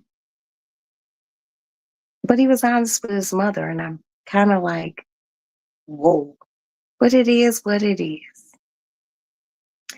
I would like to thank Eagles Soaring High. If you all have not followed Eagles Soaring High, please follow Eagles. I would like to thank Stormy Seas. My baby, thank you so much. I would like to thank my fairy, my pixie dust. Thank you so much for being here. Hold on. I don't want to miss anyone. I would like to thank my JB Smooth for being here. I would like to thank my beautiful Alicia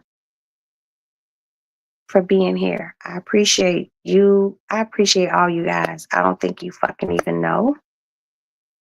I would like to thank my Komiko. Thank you, my Komiko.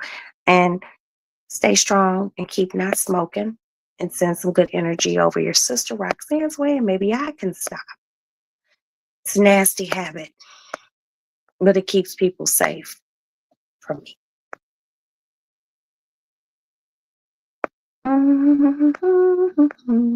I would like to thank my on one. Thank you so much for being here, baby. I appreciate you.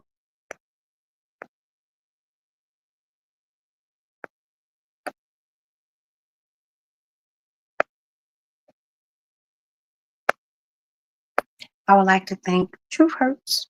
Truth Hurts. Thank you so much, my love, for being here. I love you and I appreciate you and thank you for being here.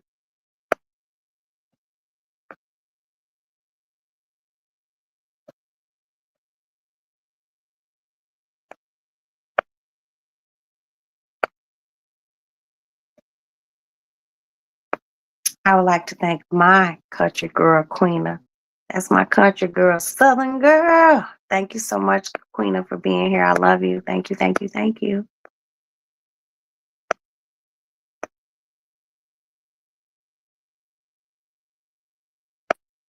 And I hate to miss anyone. That's why I like my chats to be all small and shit. Can y'all leave my son? Lord have mercy. But it's okay. And now I'm finding out when I get off here, I gotta call her. He done had a grandbaby and everything. He getting out right before the New Year's too. I gotta get the tea. Because he was locked up in a Fed place. So we don't see what's going on. He might just don't fight the case. I don't know. But I ain't gonna tell y'all. Maybe later on. All right.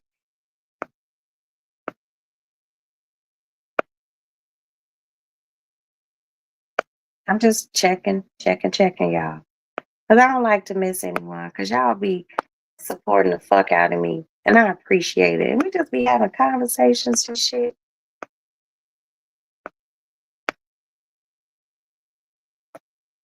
And I would like to thank, until I could find someone else to thank, I would like to thank the people in the bushes. Thank you all so much for being here.